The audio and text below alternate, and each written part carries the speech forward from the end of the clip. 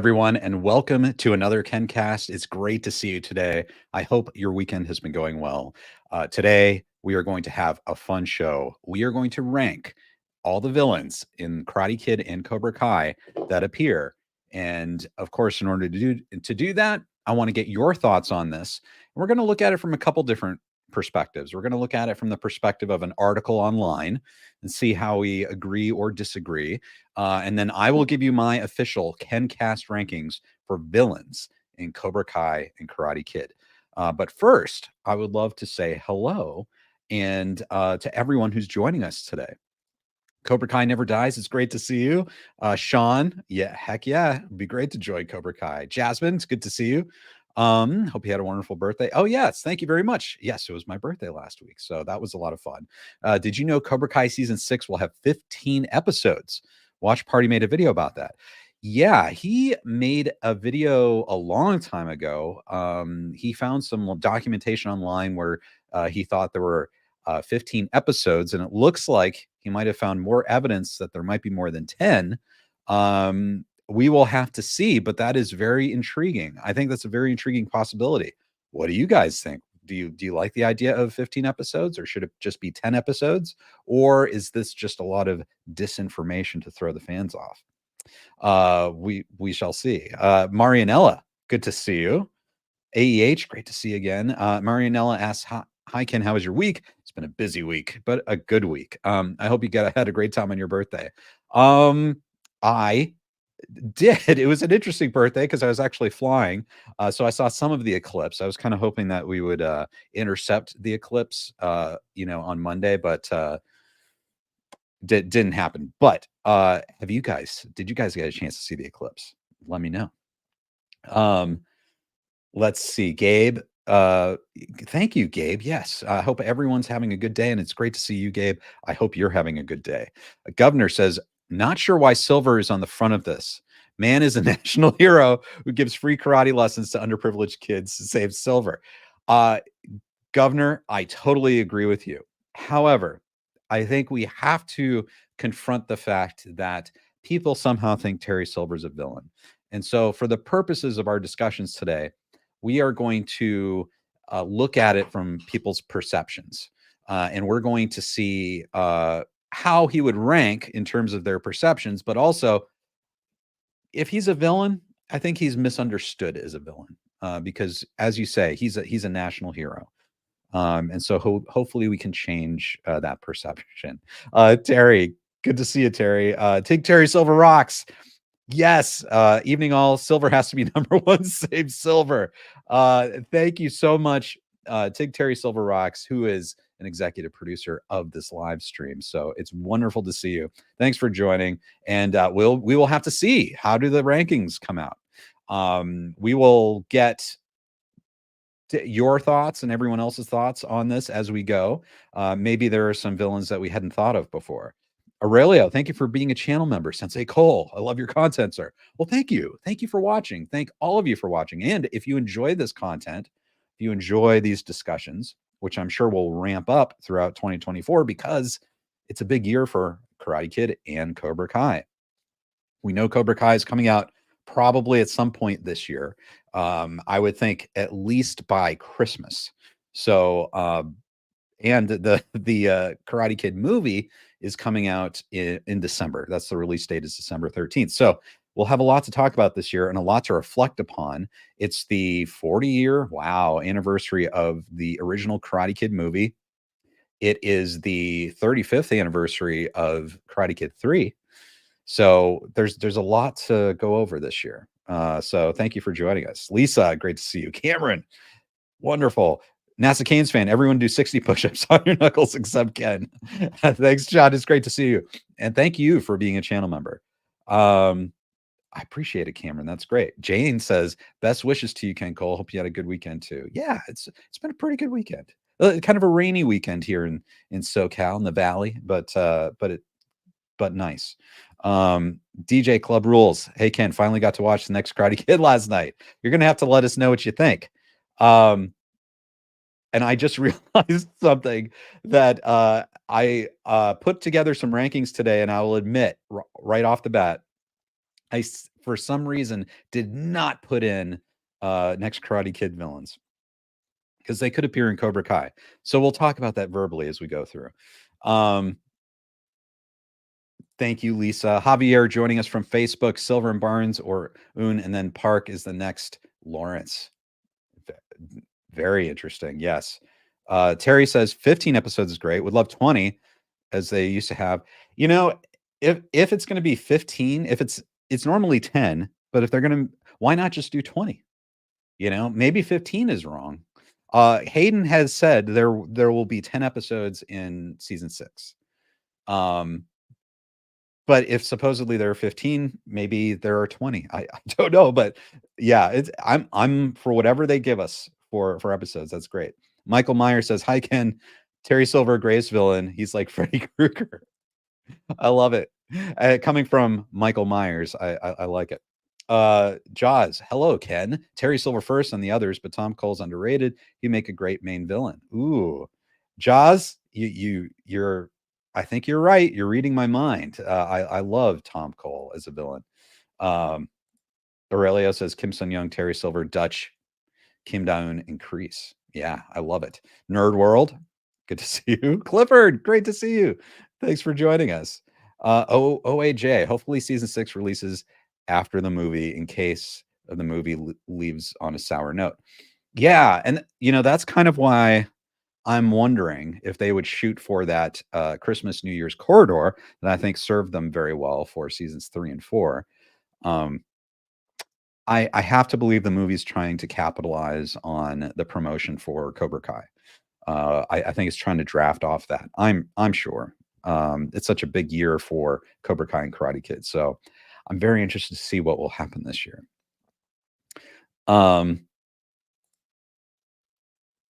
Like a tier list, yes. Let's see. Political yapper, what do you think about the theory that Terry Silver has terminal illness? Well, I'll tell you, political yapper, I made an entire video about that. I think it's called Terry Silver is Not Dying.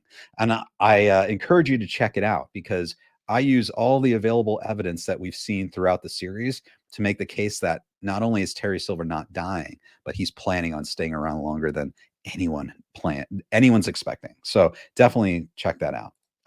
DJ Club Rules. You thought the Karate Kid was an okay movie, not as good as Ralph Macchio's Karate Kid. Governor says if the new film comes out before the final season of Cobra Kai, do you think you'll watch the first film first or wait until Cobra Kai is complete? Well, of course, I'm rooting for the new film. I want it to be great. I know a lot of people are, concerned. They maybe don't see quite how everything fits together with this new movie. But I am going to make a bet that I'll probably, just because it's been an amazing series, I'll probably like season 6 of Cobra Kai more than the reboot movie. That's just me. So in that case, what I'd like to do, I think, is watch the film first and then go on to Cobra Kai season 6 because that means it's just getting better, if that makes sense. That's just me. That's just me. I like how you think, Shin Batman. I like how you think. Hawa, good to see you. Thanks for joining us today.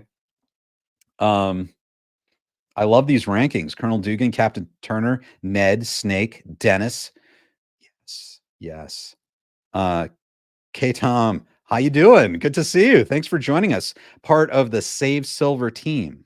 So we got to get Terry out of prison as soon as possible because, as Anders says, he's not a villain. The world understands him to be a villain, but he's not, and so we have to save him and change that perception. DJ Club Rule says, in my opinion, Kreese and Terry are better villains than Dugan. I think Dugan is fantastic because of Michael Ironside. And so I agree. I think as characters, Kreese and Terry are better than Dugan. And but I think Dugan has Michael Ironside going for him, if that makes sense. Well, thank you for joining us and saying hello today. So the first thing I want to do, and by the way, you could be watching on YouTube, Facebook, or X. And on all those platforms, you can reply or comment and it will come in here, and we will see your comments. So feel free to let me know your thoughts. And if I missed anything, and I'm going to warn you straight off the bat, once we get to my rankings, that I did miss the villains in Next Karate Kid. So I apologize to all the fans of that movie, but we'll see if we can verbally fit them in the rankings. I do want to say hi, Kelsey. Good to see you, Kelsey. I think season 6 should premiere on the anniversary of winning the All Valley, December 19th. A lot of people have suggested that. And that seems to be a really good time of year to release Karate Kid Cobra Kai content. And that would be right after the movie. So I think that could make a lot of sense. Okay. So the first thing I want to do before we launch into this ranking of villains, supposed villains in the Karate Kid Cobra Kai universe, is to kind of see what's out there. And, our friends at Screen Rant, they publish a lot of articles about Cobra Kai, lots of rankings, lots of opinions. So I thought it'd be interesting to start with this, and we can kind of step through and see what we think of these rankings and who they put on here. So let's scroll down a bit. So and then they have their own reasoning for these villains, but let's see. So Mitch, they put it at number 12. He's a minor villain. And I mean, he's almost, I mean, he had that big double cross at the end of season 5. But yeah, Mitch is probably the most minor of villains, maybe. We'll see once we get to my rankings. But yeah, I mean, I'd be on board with that. Then they go up against, they talk about Kyler Park being the next villain, ranked 11th. He's a stereotypical bully. Here's my issue with this. He maybe in some ways is a stereotypical bully, but I think all the bullies in the Karate Kid universe were pretty much stereotypical bullies. I think Kyler is a fantastic bully. He's a fantastic villain. He's someone that you immediately don't like, straight off from season 1, and I think he's maintained that throughout. An amazing. I think he's just he might be one of the best young villains in Cobra Kai, and I think consistently so. He's great. So I think I might rank him a bit higher. Let's see what else they're saying. Okay, so they say Master Lee wasn't quite to Kreese's level.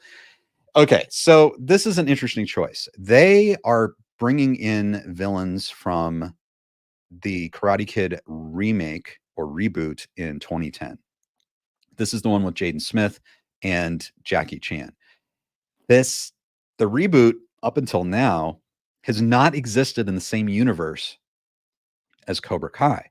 Of course, all of that has been thrown in the air. We don't know what's going on with this new movie that is uniting Ralph Macchio, Daniel LaRusso with Mr. Han, Jackie Chan. So maybe that's why they're bringing in these villains. I'll be honest, like I've seen this movie once, and I will watch it again, but I saw this movie once shortly after it came out. It's a well-produced movie. It looks great, great setting, but I really didn't like how they handled this kind of representation of the Karate Kid story. Just me. I really didn't. So I'm predisposed to not liking much about this movie. So I don't know. Master Lee. Listen, the actor who plays Master Lee did a good job, but really, I mean, it's kind of like John Kreese. It's kind of like a John Kreese knockoff. And so I don't know.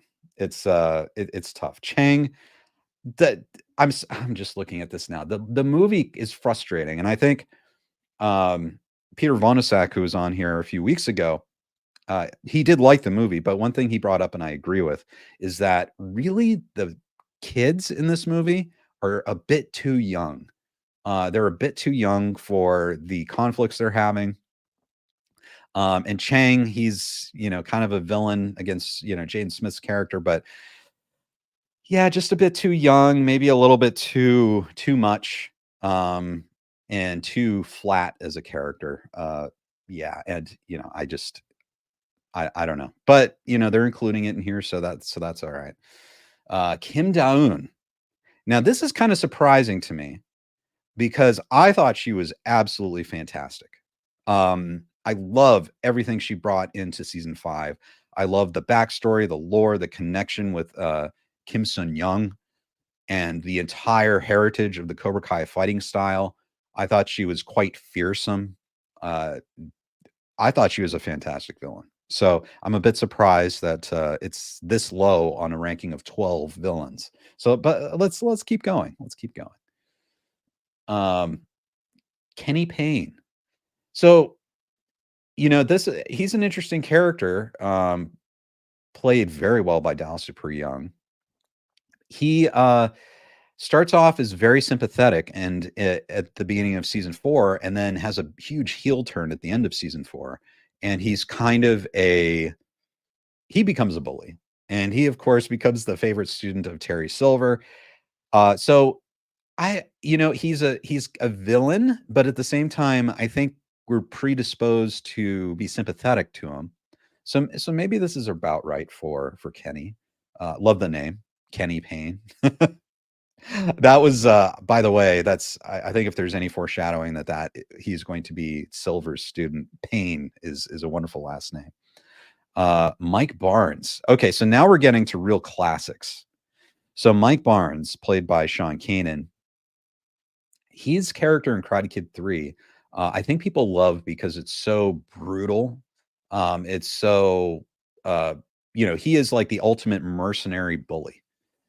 And Sean Kanan does such a great job playing that role. But the role as presented in Karate Kid 3 is a bit thin. We don't know really much about Mike Barnes. He seems to only hate Daniel for the money. Like, that's the only reason he's really involved. There aren't any personal stakes, really.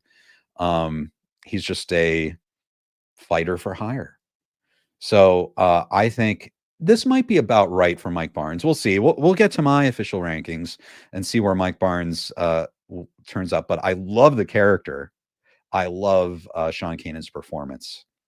So maybe that's about a bit fair.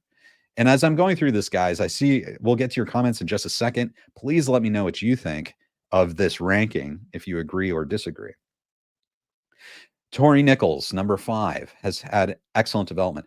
Now she's okay. So now we're getting into her character. Okay, so I love the character of Tori Nichols. Peyton List does a fantastic job, and you've always had a sense that she's not a villain per se.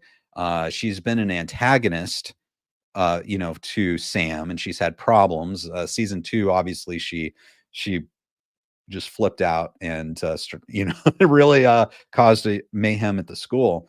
But we've always been a bit sympathetic to her, and I think we've gotten more sympathetic as the seasons have gone on. I think a lot of people don't think of her as a villain now, and she is almost, I would say, friends with Sam. Who they had a lot of misunderstandings and fights and that kind of thing. So it's kind of interesting how they place her as a villain. I think she's an amazing character. So maybe this is about right.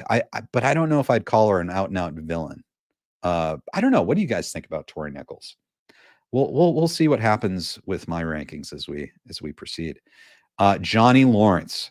Now, this is really interesting because he was such a fantastic antagonist in the original Karate Kid. He's a bit redeemed at the end, when he says, "You're all right, LaRusso." But once we get to the Cobra Kai series, he's a protagonist. He's become a protagonist. So I think if we're looking at Johnny Lawrence as a villain, it has to be through the original Karate Kid movie. And I think from that perspective, yes, he's absolutely classic. A lot of people, I think, wanted him to come back in Karate Kid 3. And of course, we're very lucky to have him in Cobra Kai. But just magic, the chemistry, everything was perfect for that first movie.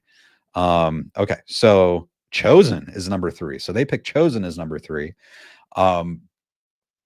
I would agree. Chosen deserves to be this high up. He's really fantastic. Yuji Okamoto does such an amazing job playing this character. He's fearsome. He seems immature. He's brutal. He has an amazing bully laugh. He's the kind of guy that you'd be afraid to run into. And I thought he just did such an amazing job. And you have that epic ending with Kumiko, and he threatens her life in order to fight Daniel to the death. I mean, the stakes really have never been higher in the original Karate Kid movies than with Chosen in Karate Kid Part 2. So really, I think a fantastic character. All right, as we go down, Terry Silver is deliciously evil. Yeah. So, of course, my question is, why is he number 2? Let's see. Who do they do as number 1 is John Kreese. Yeah. Well, okay. So this is fascinating, isn't it? It's John Kreese, as played by Martin Kove, is absolutely fantastic. I think he's great. Terry Silver, uh, I guess it depends on what let's see what they say here. They're saying Terry Silver is easily the baddest villain of the Karate franchise. Again, the Save Silver folks, including myself and people watching, might disagree with how they're characterizing this. It has become clear that he has virtually no chance for redemption, with every opportunity for such in Cobra Kai disregarded by the character. He was first introduced in Karate Kid Part 3, where he took Kreese's aggression and mercilessness to another level. Still, aside from wanting to be the best around, there's minimal motivation for Silver's evilness, which makes him a somewhat less interesting character. Since the Karate Kid franchise is all about complexities of morality, Silver's villainy alone doesn't rank him on top. That's interesting. You know, the thing is, I think I would disagree here because I think his motivations are very clear. He wants to dominate the world. I mean, in whatever he does, he's been a very successful businessman. He's been knocked down. He's built himself back up again. And I think he had this dream, maybe you could say, along with John Kreese after the war, of building the school. And he wants to build the best school. And he wants to spread all of the skills that helped him, as he even said in Karate Kid 3, with a new generation. But the problem is, I think the problem is they're looking at Terry Silver as evil when actually he really wants to just dominate. He has his vision for what the world should be, and he's trying to execute that. And everyone else, especially Daniel LaRusso, is getting in the way. So I kind of disagree with what they're saying about his quote unquote evilness and motivation and all of that. So number 1, John Kreese is the most dynamic villain. This is according to Screen Rant. So let's jump in here. John Kreese may not be quite as evil as Terry Silver, but he's far more complex. He's a far more complex and interesting character. He was easy to hate when introduced in The Karate Kid, the antithesis of Mr. Miyagi's kind and calm nature. This has largely continued into Cobra Kai, especially since Kreese has resisted every opportunity for redemption. This has been frustrating to watch, especially since the flashback episodes that outlined Kreese's past made it clear that there was once some good to him. It's difficult to say what will happen to this Karate Kid villain coming into the Cobra Kai season 6, and this is precisely what makes him the best villain of the franchise. Okay, so look, Kreese is a great character, and so I really can't quibble. I think it's going to be down to personal preference. It is interesting, I think, how little screen time he had in the first Karate Kid, obviously the second Karate Kid, and the third Karate Kid. And even with that limited screen time, he managed to make such a big impression. And we really had an amazing chance in this series to see Kreese up close and personal in seasons 2 and 3, and then 4 and 5. So we saw him a bit less in season 5, but we don't know what'll happen with season 6. But yeah, he's fantastic. I think he's a great villain. The question is he better than Terry Silver? And so let's think about that for a minute before we get to my rankings. Of course, the first thing you'll notice about Screen Rant's rankings are that I think they're missing some people, and even I missed some people in my rankings. But they didn't bring up any of the villains in the next Karate Kid, which is canon to Cobra Kai. In fact, a lot of people are speculating that we will see Hilary Swank, Julie Pierce in season 6. So Colonel Dugan's not there, Ned's not there. So perhaps that list was incomplete. But let's go to your comments, and I will try to I will try to catch up. Kate Maloney, good to see you. I can see Kreese as number one because he has the deepest and most relatable connection to all the other characters, sans the remake character. Right. And you can make the case too that Kreese has the most direct connection to Mr. Miyagi. He faced off against Mr. Miyagi in each of the first three Karate Kid movies. So of all the villains here that were presented in the Screen Rant article, he has the deepest connection to Mr. Miyagi, which I think is still, I think Mr. Miyagi is still the soul of this franchise. So you could say that. Yeah, he's a very central villain.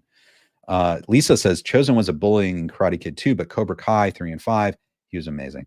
I agree. He really had an about face. I'm very pleased to see him come back and be an ally to Daniel and almost stepping into that mentor Miyagi role, you know. And I thought his interactions with Terry Silver in season 5, episode 2, those were some of my favorite moments for either character in all the movies and TV shows. So yeah, really, really good. Morgan says Terry should be above Kreese, in my opinion. He's the best, most interesting villain of this franchise. I might agree with you. We'll see where my rankings come. I don't know if any of you know or watch this channel can guess what I might do here with the rankings. We'll see. Robert says Kreese is number one because Terry Silver is a good man who's been misunderstood. Hey Robert, that's a really good point too. He's not a villain, Terry, at the core. He just has what he wants, just happens to be against what we think of the heroes as wanting. And he's a bit ruthless. I mean, let's be honest, Terry's a bit ruthless. He will do whatever it takes to get what he wants. Kelsey says, I agree with Kreese's number one because he seems to have no intentions of redemption or changing the error of his ways. Terry, at his most villainous, only has more of an impact because of his resources. Fascinating. Yeah, I mean, Terry is unlimited in terms of his resources, his money, what he's able to do. He can enact anything. Where Kreese really, he's had to very much manipulate the situation to get what he wants. He doesn't have those unlimited resources. So he has to use his cunning in order to come out on top. Whereas Terry definitely has an advantage. But the question is, does Terry have that advantage because he's more skilled, has better qualities than Kreese? You know, he's done better in the world. So OAJ says trespassing property ain't amazing, neither is attacking furniture salesmen. I assume that might be Chosen's fight with Mike Barnes in the furniture store. Maybe if it's a reference to Terry Silver attacking the furniture store. I have made suggestions that Terry wasn't even involved in that fire. So it's Daniel's the one who's pushing that narrative.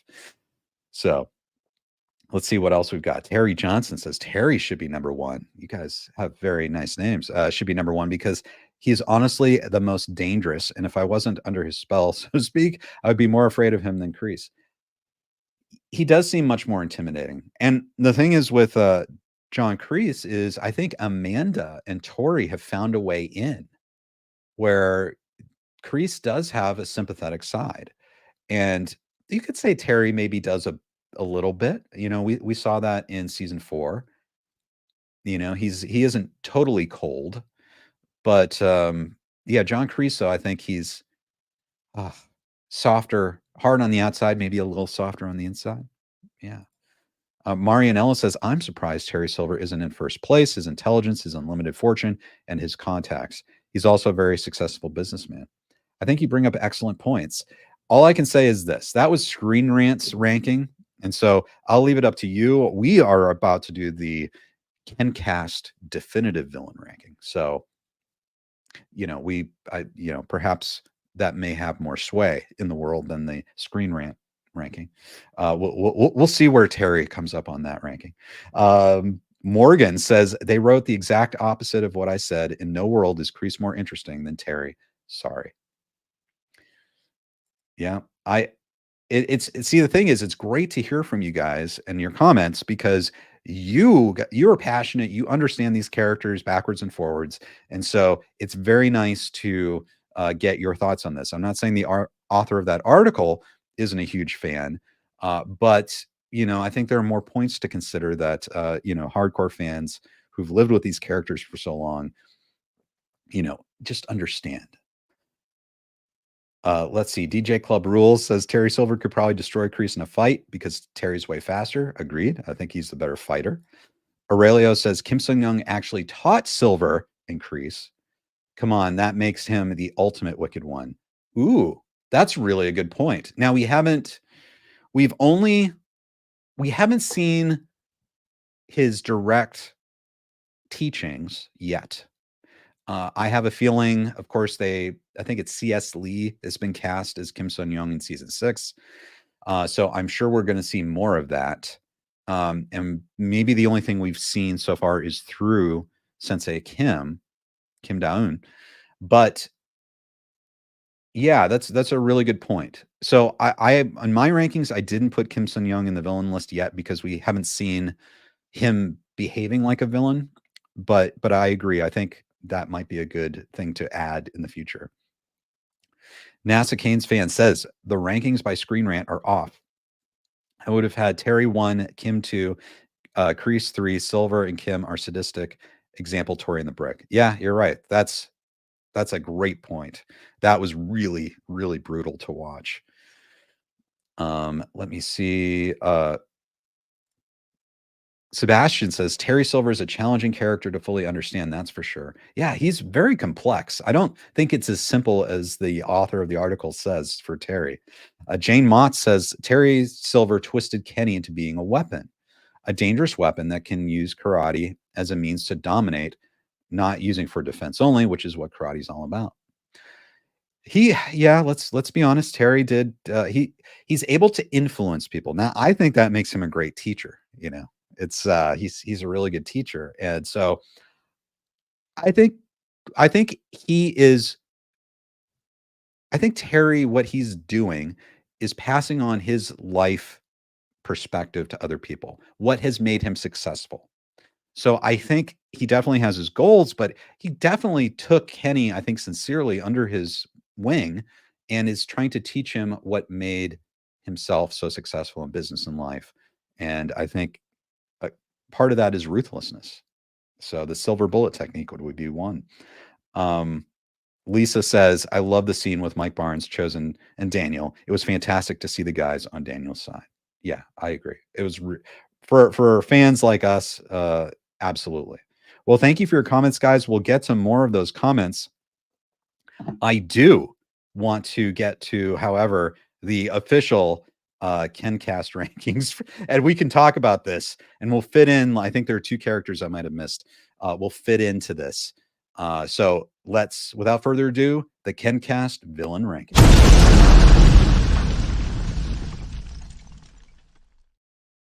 There you go. All right, here we go. All right.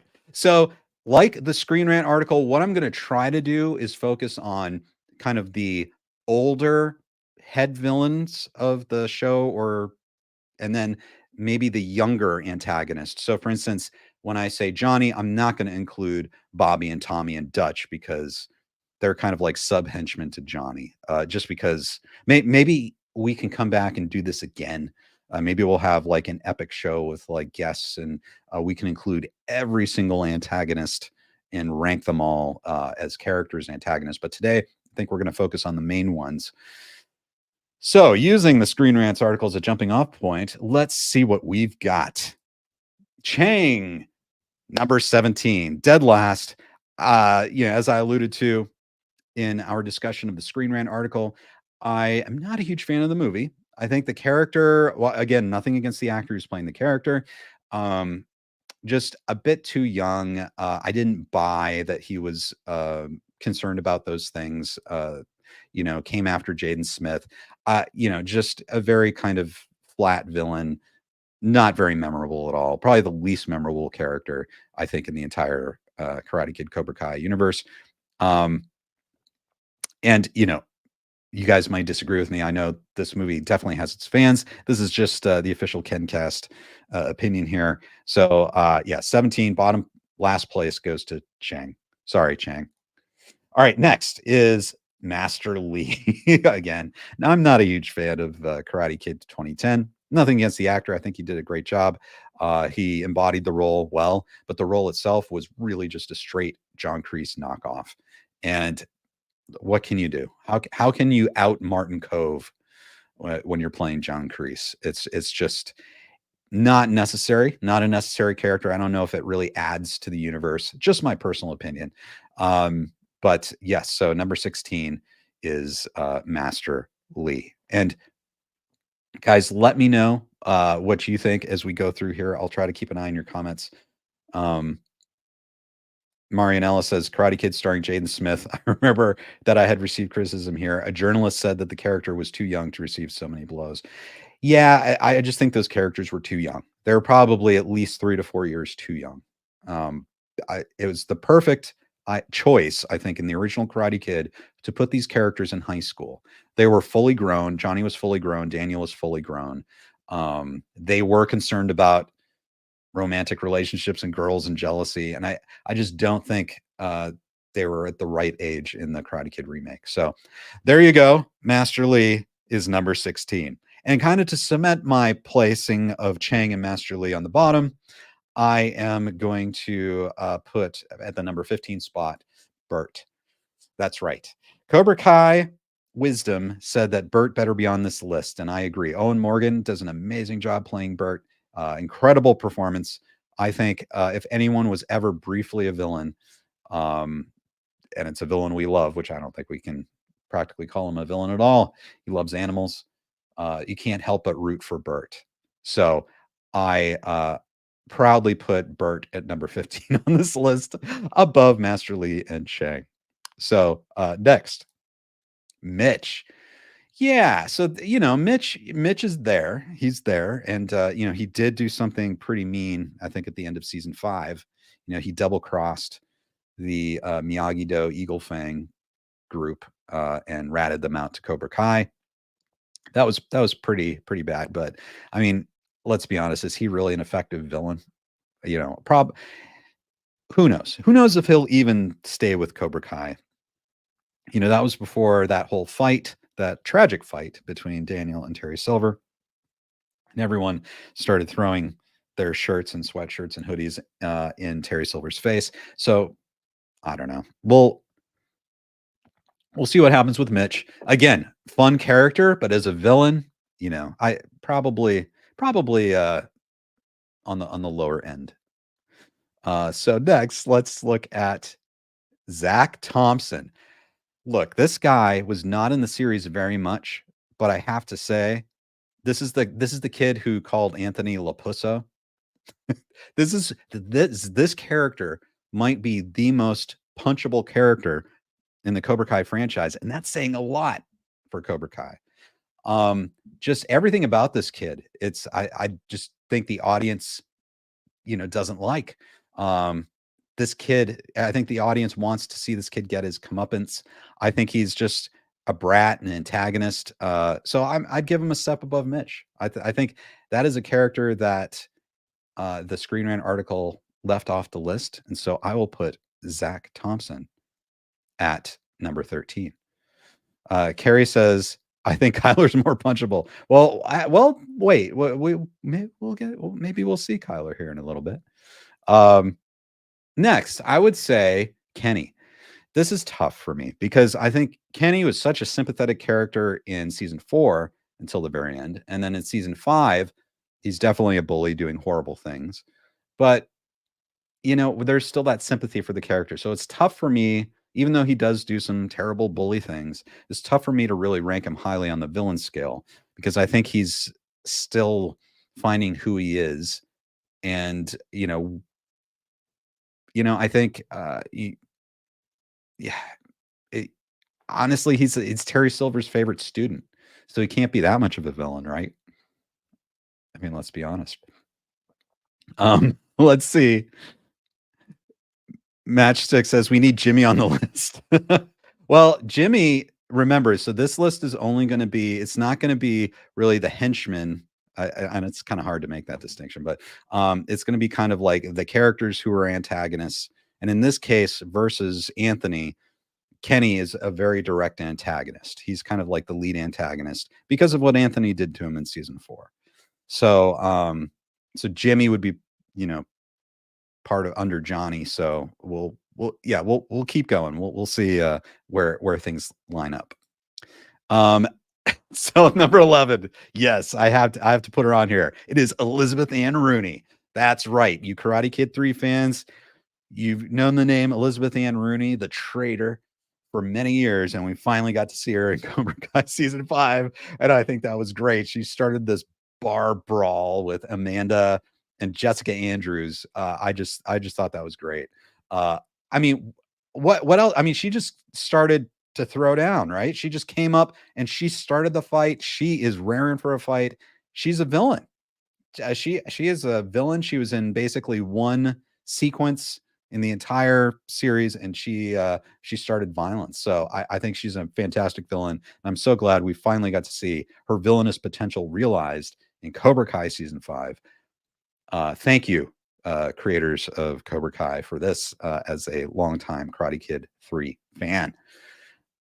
Uh, let's see what's going. Kate Maloney says yes, and she got her butt kicked by Amanda and Jessica. So sweet. Yeah, it was great. Well, I loved it. Loved it. Okay, so number 10 is Kyler.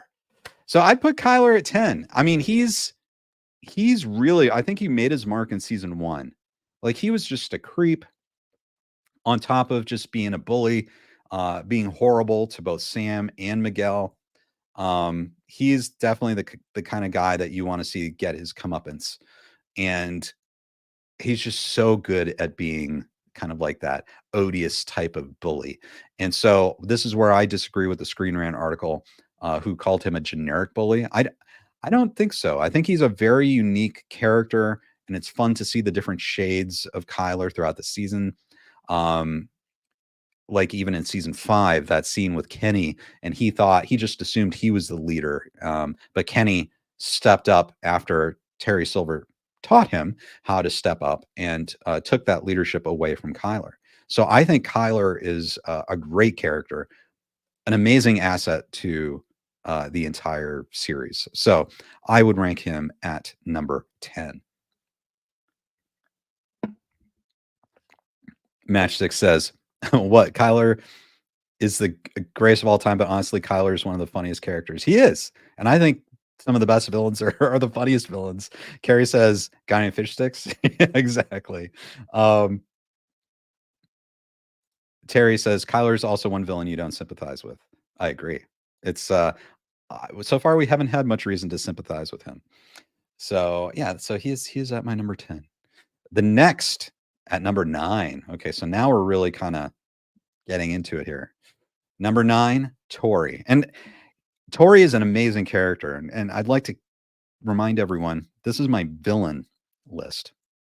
So the question is Tori a villain? I think we've all had sympathy for this character. Even from when she was first introduced in season 2, she's always had sympathy, from the audience, even though she does some crazy stuff. I think we understand where she's coming from, and at heart, we know that she's trying to do the right thing. I mean, look at all the self-sacrifice she goes through to try and take care of her mom who's sick.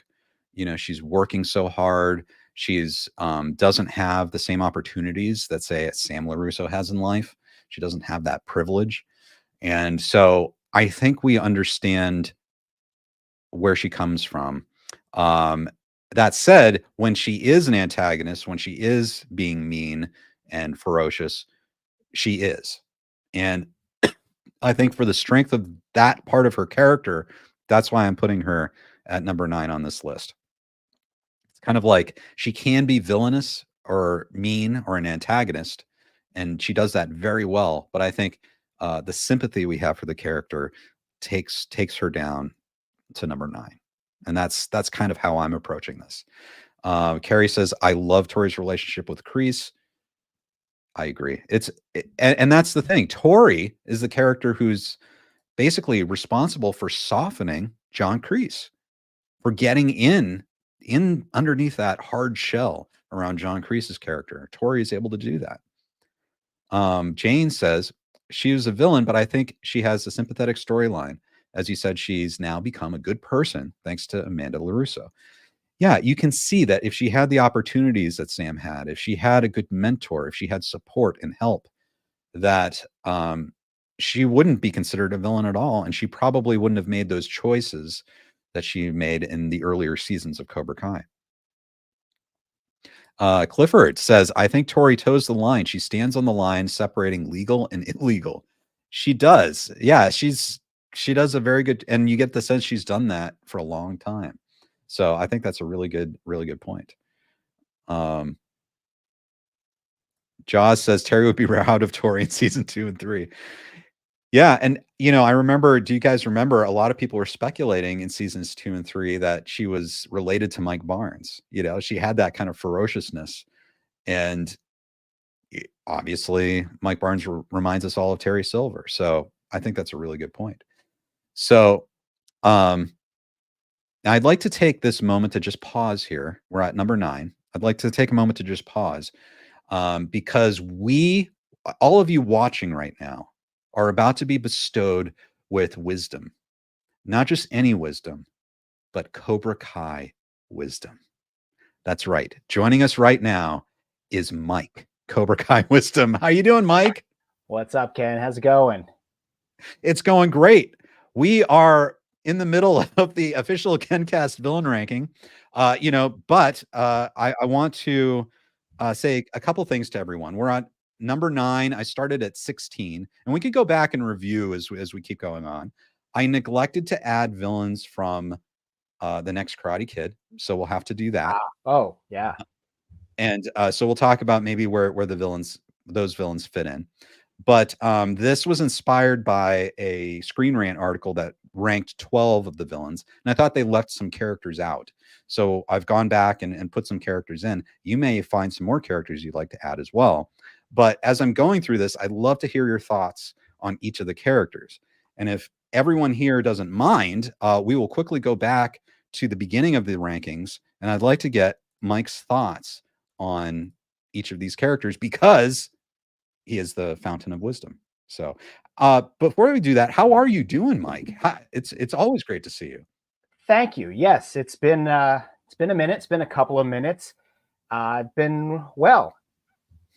Thanks. So I was pleased to see that you were coming on this interesting topic, and I'm curious to. I apologize. I have not seen anything that's been on your list so far. I'm coming into this blind, so I'm curious to see what's already been listed and where, and what people have thought about that. Now, my question. So does the article? Does it go in order, meaning like ranked 1 through 16, or is it just 16 different choices? If you know. Okay, yeah. So this is where the inspiration was. This article from Screen Rant, and it starts at 12, and it ranks them starting from Mitch, and all the way up to includes some people from the Karate Kid reboot, which we'll get into. Mike Barnes, and then finally Terry Silver number 2 and John Kreese number 1. And so they give reasons why they rank them there. Fair enough. But then. So what I did is put together a KenCast official ranking. All right. So let's review this, and everyone in the comments, let me know your thoughts as well. We've got a lot of people watching today. I think Mike, we have struck on a very important topic, something that really gets people thinking. So I'm really glad to have you here to help sort this out. So I have a list of 17. I am missing Ned and Colonel Dugan. We'll have to place them in the list later, but 1 and 2. Right, I know, right? 1 and 2. The one thing I think what the Screen Rant article was doing, what I'm trying to do is if you have like a younger antagonist and they have like sub henchmen, for instance, Dutch. We're not including Dutch.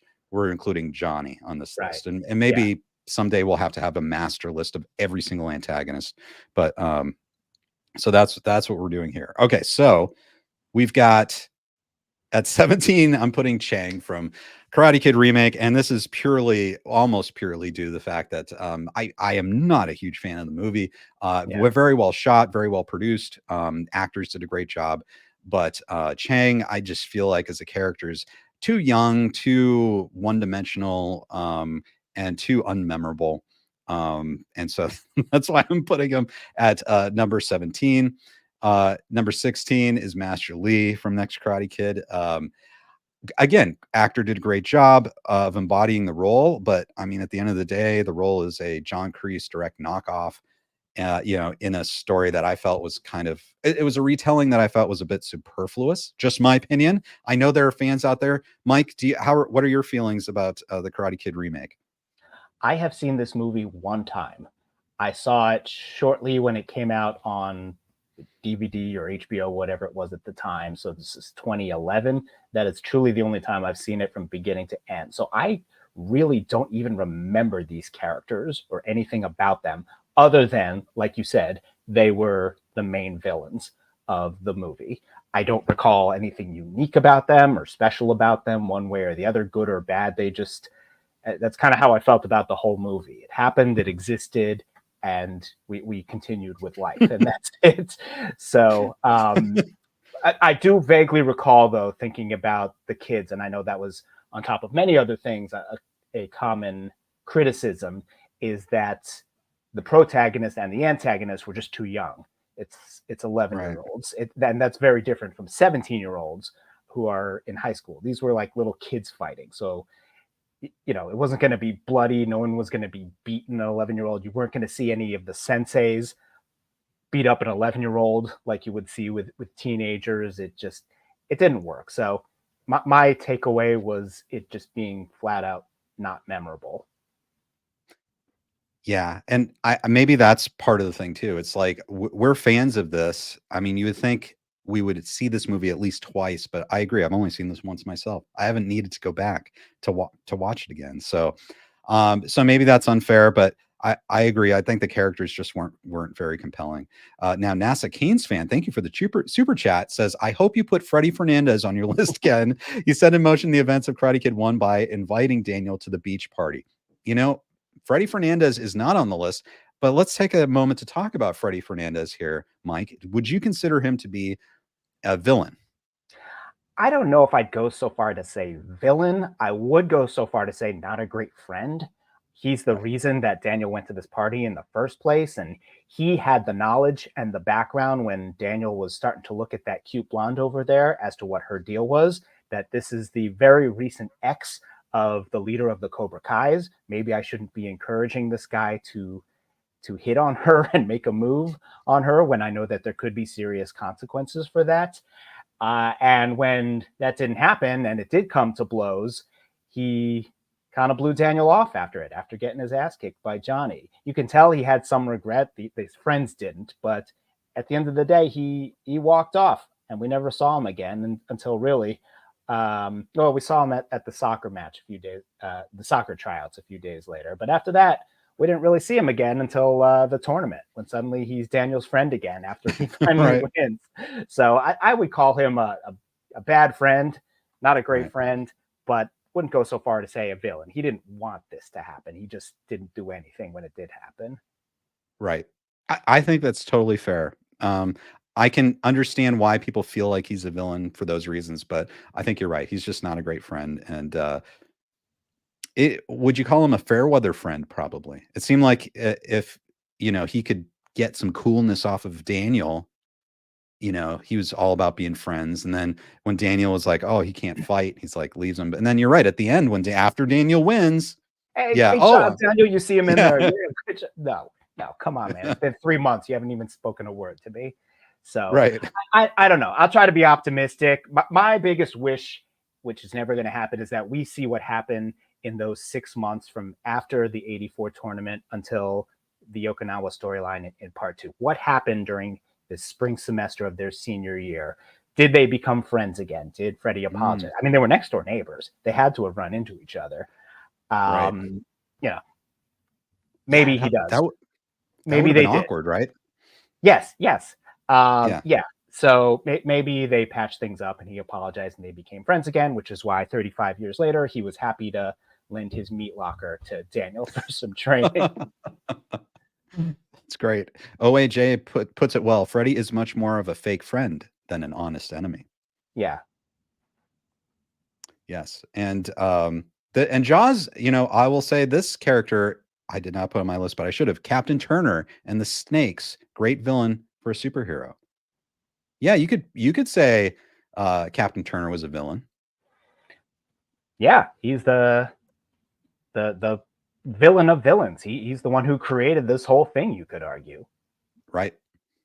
Yep. He seemed like a great commanding officer at first, but then, oh man, he really threw his people under the into the Cobra pit where he wanted to. Oh yeah. Yeah. So okay, so that's kind of the background. So let me get back to this and we'll catch you up. So we've got Master Lee, and then to kind of cement their place at the bottom of the list for number 15, I have Bert. Thank you. As you requested. Thank you. Yeah. So Mike, tell us about Bert. Oh, Bert. I mean, what can you say about this kid? He pretends to be all innocent and what to do. He's just starting shit left and right. You can see in season 1, he's got fight training in there. He pretends to be new. He's not new. He pretends to be weak. And, he's the one who started the house fight in season 3 by going out to get the damn cat, messing up the LaRusso's window. He's not a bad kid. He's just got a lot of demons to work out. And I really hope he figures things out by season 6. So do you think his love of animals is a weakness? Oh, for sure. Yeah. Yeah. You got the hamster, the mouse Clarence, and then the cat, and he's his own worst enemy. He's a villain for himself. I love it. Absolutely. All right. Well, congrats to you, Owen Morgan. You play a very very interesting character, and you play it very well. Right on that boundary between a lovable hero and stealth villain. So next, number 14, I have Mitch. Mitch. Yes. Call him by whatever name you choose, but yeah. Talk again. Talk about a fair weather friend. And in this case, I would say he does cross the line over to villain several times. He's not just a bad friend to, in this case, Chris, among many others, who was his best friend. He turned into an enemy for no reason whatsoever, except that he was now in a rival dojo with Chris. So that, that's at the beginning. That's his first season along. And then, he's there when season 3, the laser tag fight, when he flat out beats up his own friend, beats up on Chris. He stands there while Dimitri gets his arm broken. And then suddenly, what does he do? He gets himself kicked out of Cobra Kai, and then suddenly he pretends to have reformed. He didn't learn his lesson at all. He just got kicked out of Cobra Kai, and now suddenly he's Eagle Fang again, until he isn't. Until season 5, and suddenly he realizes that friends and good people are one thing, but they're no match for chicks and a good smoothie bar. And for that, he was willing to sell his soul to rejoin Cobra Kai, a frickin' smoothie bar. You talk about a man living up to his nickname. This is it right here. I was almost feeling bad for him that he was kind of the butt of all jokes until that moment in season 5. Like, call him Mitch. Give him a break. He's trying his best here. And then he played that in season 5.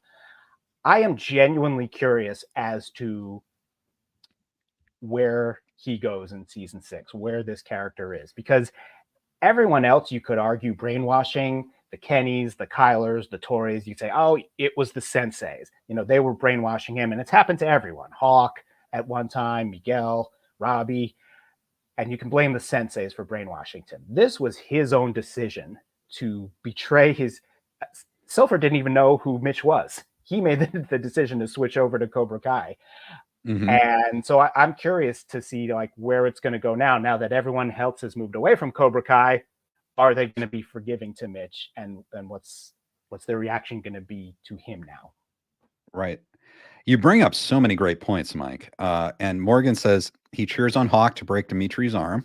He does. Yeah. Yep, that's pretty bad. And then Sebastian says I freaking hated Mitch for selling out his dojos out. So, but let me ask you this, and maybe this is the reason I'm putting him low. Do you feel like, and maybe we have to reevaluate when we look at everyone else, but was he an effective villain? No. Yes. And that's okay. I hate crediting myself, but I did a meme maybe about a year ago about just that fact and how they're like, ha ha ha, Mitch is on our team now, and the other side's like, and they're like, ah, shit, we didn't think about this though. Like, okay, he's on your team now. He was arguably our 1 week link, and you took him from us. So thanks. No big deal. But it's just more of the fact that he did that. But was he effective? No, absolutely not. He wasn't effective in any dojo he was. Right. And by the way, what Mike is talking about right now, if you don't know, and is that you should follow him on social media, Cobra Kai Wisdom. He makes these incredible memes. They're so funny. And I think they just show such a level of love and attention to detail of the series. And I'm just astonished how you do it, Mike. It's amazing. You bring joy to fans every single day, and you find all these nuggets and new ways to think about the series in a very funny way. And everyone, go follow Cobra Kai Wisdom on all social media. And Mike, we can find you on Instagram, X. What platforms? Yeah, Instagram, X. Thank you so much. I appreciate that, by the way. Yeah, those are the two big ones, I'd say. I do have a Threads account. I haven't used it in weeks. So Instagram, right, X, that's the places to find me. Excellent. Yes, everyone check it out. Oh, this isn't. I didn't put her on here, but Aisha was a more effective villain than Mitch. Interesting. Interesting. That is interesting. Okay, so let's move on here and see where Mitch fits in the context of other villains. For 13, I put Zach Thompson, the bearer of Lapuso insults. I just thought this kid was just very punchable. He was instigating a lot of problems. He was really behind this horrible scene here where Kenny gets humiliated and attacked, and he's just the snot-nosed kid, very punchable. Perhaps not as huge a villain, not as effective as other villains in this series, but I thought he deserved his place on this list. I agree. And it's interesting because the actor who plays him, named Brock, 180 degrees the opposite. He's the absolute sweetest kid you've ever seen. If you follow him on Instagram, he's like a musician. He's just like the nicest kid you've ever seen. So kudos to him for his acting chops on this. I got to agree with this one because everything you said, he's just as obnoxious as any villain we've seen throughout the movies or the show. But instead of doing anything himself, having the stones to do it, he never lays a finger himself on Kenny. He gets Anthony to do it, which I think is even worse. It's all like you said, the Lapuso. You do it, Luso. I'm going to make fun of him. I'm going to instigate everything. I'm going to start this scene here in the park, but I'm not going to get my hands dirty myself. You do it, Anthony. He's the one who started this whole rivalry between Kenny and Anthony. Anthony wanted nothing to do with it. Yeah. I know. Really, kind of a dastardly little character. And yeah. But so I agree. I think he fits on this villains list for Cobra Kai. And then next, after 13, I put Kenny. Now, I had a problem with this character, Mike, because I found myself very sympathetic to him all throughout season 4. Then there's a heel turn, obviously, at the end of season 4, and he really becomes a full-fledged bully. And you can kind of understand why he's so upset at Anthony. And he does some horrible bullyish things to Anthony, and bullies him in season 5. He comes under the tutelage of Terry Silver, learns the silver bullet. I think through it all, though, there is a measure of sympathy. And so his place his place as a villain in the series, I think is mixed. And so I felt like I needed to put him here. But I don't know. What do you think? Is this a adequate place for him, or should he be higher? No, it's hard. Again, when you're talking about he's one of the youngest characters, at least in terms of where he is in grade. He hasn't even started high school yet by the end of season 5. He's an 8th grader. So we're talking about a 14-year-old. That's even different than talking about a 16 and 17-year-olds like all the other young characters. Still very much a developing mind. It's interesting because if you ever watch season 4 and 5 back to back, essentially, if you watch them at the same time, it's a very quick progression where exactly you feel real sorry for him. He's a sweet kid. His dad's overseas, his mom's working a lot, his brother's in juvie, and all of a sudden, his first day of school, he's getting bullied nonstop by Zack Attack and these other kids. So you can understand him in wanting to defend himself. And then you see the Cobra Kai progression, which is something we've seen before. We've seen Eli transform into Hawk, and Hawk not becoming who he really is anymore. And I do believe that's where he will be headed towards season 6, Kenny, for more of a redemption angle. But where he starts to lose me in season 5 is where he starts taking his aggression out on Robbie. Robbie owed this kid nothing. He came to Robbie. He didn't come to Cobra Kai in season 4. He came to Robbie because his brother Sean said, "This is the kid who can help you," and he did. Kenny was kicked out of Cobra Kai. Kreese didn't want him. Robbie's the one who gave him another chance, and he's the one who took him under his wing and mentored him. And then when suddenly Robbie says, "You know what, Cobra Kai's not for me anymore," he didn't just say, "Okay, we're going our separate ways." He took his aggression out on Robbie up till the very end, even using the silver bullet himself on Robbie when Robbie was temporarily distracted. Yeah, I do have an issue with that. So again, he's 14. I get it. He's the definition of being under the influence, first of Kreese, then of Silver. And, I'll give him his kudos, though. He was the first one, though, to throw off his Cobra Kai shirt after he realized the truth about Silver. So we'll see where he goes in the future. But I think it is fair to put him somewhere on this list for his actions in season 5. Yes, indeed. I know. I'm very curious to see. I love all those points, and I am very curious to see where his character is going to go in season 6. Let's see. Okay, so for 11, I had to put this as a fan of Karate Kid 3, the traitor, Elizabeth Ann Rooney, mentioned by Jessica Andrews. We finally got to see Elizabeth Ann Rooney in season 5. I loved how she just basically started this brawl. She was just basically just in there to pick a fight. Yeah. And I felt like her role was small, but so villainous and enjoyable. Ineffective from her standpoint, but I mean, gosh, she just seems like an angry person, right? An angry villainous person. You want to get into what I truly love about Cobra Kai. It's moments like this that, who could we possibly think to bring back? And you're not even thinking about a character that we haven't seen, that we've just heard about from the Karate Kid Part 3. And they do it so well of hiding it. They call her Lizzie Ann at first, so you don't realize, oh, this is Jessica's home. This is what we've heard about, but we've never seen.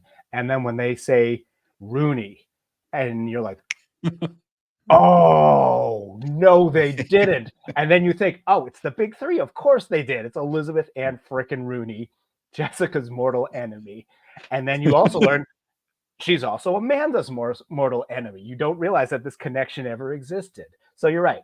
It's a small scene. It's not like we actually know her or what her deal is, but she was this villain that we've heard about, but we didn't know we ever needed to see. But it was just perfect. You're right. And that is something I also love about this series, is that you don't need to know anything about Karate Kid 3. Like, the scene works just fine.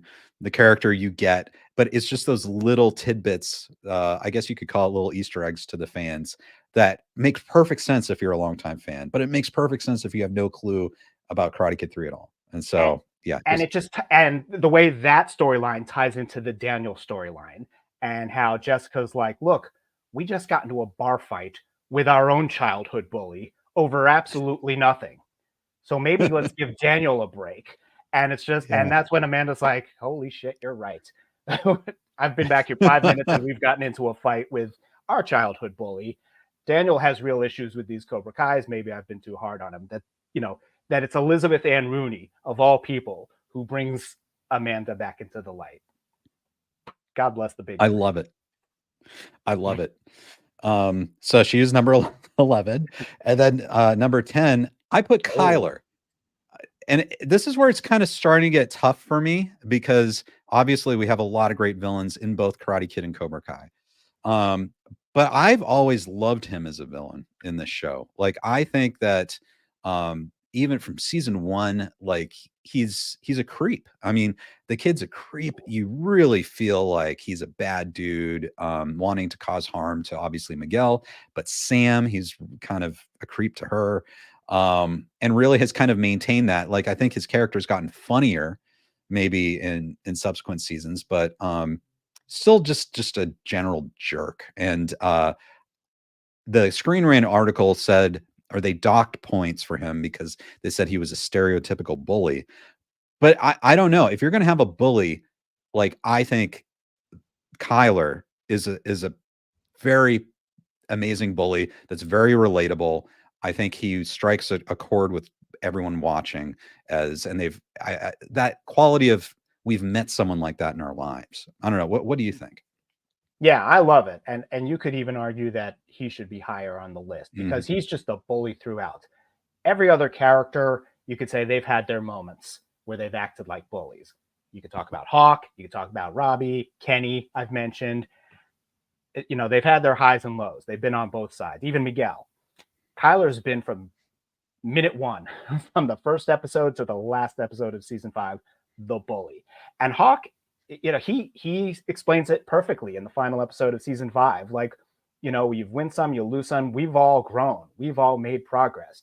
And here you are still doing the same stupid bully routine that you've been doing from the very beginning, even though by now everyone you've bullied has kicked your ass, which is true. He's gotten his ass kicked in season 1, season 3, season 4. And he's learned nothing. He has not grown 1 inch. And that's what we love about the character, like you said. But he's finally called out. It's like, you've gained nothing. And then at the end, he even gets his ass kicked by Dimitri. So this too, I'm really curious to see, because I believe we know he is coming back in season 6. I am curious as to whether that growth or that aha moment is finally going to come to him, and whether he is going to have some type of redemptive moment in season 6. I hope he does, because he's a fantastic actor. It's a great character. And I think there's something to be said that he's been there from the very beginning. To see him on the side of good, to see him team up with Miguel would be pretty cool. So, but for now, oh yeah, he's Cobra Kai's bully, hands down. So do you feel like all of these younger antagonists, all of these younger villains, they all have a chance of getting redeemed somehow in Cobra Kai season 6, where they're no longer a villain? Yeah, I don't know who the villain is going to be in season 6. That's one of my big question marks. It's who we had. It's clear Kenny is not Cobra Kai anymore. Even Kyler, I'll give him this. After Kenny, he throws down his Cobra Kai jersey as well. And then he tries to be the hero to the news reporters.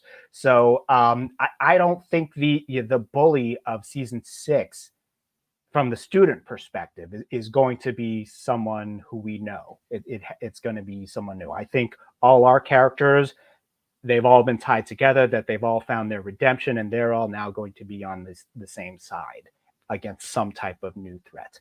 I cannot say the same thing for all our senseis, who I know we're going to get to, but I do think I don't see how Kyler could still be the same bully in season 6. Not like he's suddenly going to be a saint, but he's got to make some type of progress, just like all the other character has. But it hasn't happened yet. He's been the slowest to progress. I'll give him that. Yes, very good thoughts on that. And you're right. I'm looking forward to when we get into the senseis, because obviously they're older. They should know better, right? The younger kids are still learning. They're still growing. So let's do number 9. And this is where sometimes I had a little trouble. I put Tori for number 9, and I was trying to balance a few different things. Obviously, since her character was introduced in season 2, it's this mixture of when she wants something or if something's important to her, if she feels like someone's her enemy, she is very dangerous. She is very ruthless. A lot of people thought that she was perhaps related to Mike Barnes, after she was first introduced. But at the same time, there's always been a measure of sympathy. We know her background. She's sacrificing her time, trying to raise money, trying to take care of her mother, try to take care of her family. So we know that she's just, if she is ruthless, if she is angry, it's really self-protection. It's really just this heightened level of self-protection, trying to protect herself and her family. Offense is the best defense type of character. And then, of course, as the seasons have gone on, I think she's become obviously more and more sympathetic. But it's like I put her on the villain list because she's just dangerous, and so when she does decide to say go after Sam, she causes trauma. Like she's a very dangerous person. So yeah, so this is mixed for me, but I don't know. What do you think about Tori? Yeah, this is when we start to get into some of the tougher characters, when you're really evaluating a real progress over the course of the seasons. Season 2, when we meet her, absolutely, she's the bully. We don't know much about her. I wouldn't say she started the instigation with Sam, but she certainly took it up to another level. She started the school fight, which led to everything. And you come out of that not liking her very much, seeing her as the bully. Season 3, we start to learn a bit more of her background, her mother, her situation, her younger brother. You start to feel some sympathy towards her. And then she goes back to Cobra Kai and essentially starts the house fight and does the same thing. And you're realizing, right, oh, you've learned nothing. Season 4 is when we finally start to see some progress and development into her character, her wanting to be better, her wanting to actually move forward. We learn more about her family, her aunt, and we see her reach out to Amanda, which was a big step of all people, Amanda LaRusso, and try to progress further. And then by season 5, we start to see some real progress, her working behind the scenes with Kreese to try to take down Cobra Kai. And we see that she's trying to do better for herself. So I definitely think she has found some redemption, particularly in season 5. But for the 4 seasons that she's been on so far, it was a long journey. And until that point, I think it would be fair to categorize her as one of the bullies from at least the earlier seasons. Yeah, I know. Just it's such an interesting character. I love the character. I love what Peyton List does with the character too. And so this was tough, but and that's the thing, guys. We're talking about villains, but that's not necessarily the same as characters. So how are they ranking as a villain? And so for me, like if we go back to Kyler, he's been a bully throughout, but I felt that the moments when Tori was a bully were much more, say, dangerous, and she's much more dangerous and causing a lot more harm than Kyler. So I don't know. So I had trouble, which way do we go, on that. One thing I will bring up, Jane, thank you for the super chat, Jane. Kyler's learning curve is a flat line at this point. I really do love to hate his character, but I'd like to see a character development for him.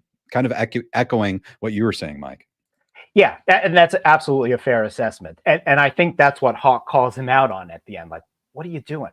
You're insulting us now that we're Moon and Yasmin's boyfriends. Like, have you got nothing else? You're just doing the same bullying routine. You've learned nothing. And you still haven't. You're still starting a fight with us. So I think that's fair. And I think that is what we're going to see from Kyler in season 6. Some type of recognition and growth. He's just been the slowest learner so far.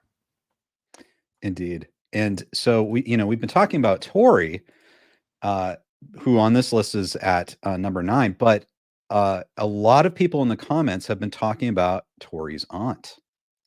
Tori's aunt's terrible, or aunt, depending on what part of the country. I'm from the Northeast, so I say aunt. Tori's aunt is absolutely human trash. Kate agrees. What? So she is not on this list, but should she be? Yeah, I don't know. She's only in one scene, and I think it's a powerful scene because it gives some true recognition to the family history here and what Tori is really dealing with here. We have still never seen her mom yet. I mean, we all know it's Julie Pierce, but that will be revealed later. But we haven't seen the mother. We've seen the brother a little bit, but he doesn't really do anything. So we haven't really seen the context as to how Tori's being bullied at home. It's very similar, different context, but to the way Johnny grew up. He was being bullied at home. So, but nobody sees that. All everyone sees is what they see at school or out on the street.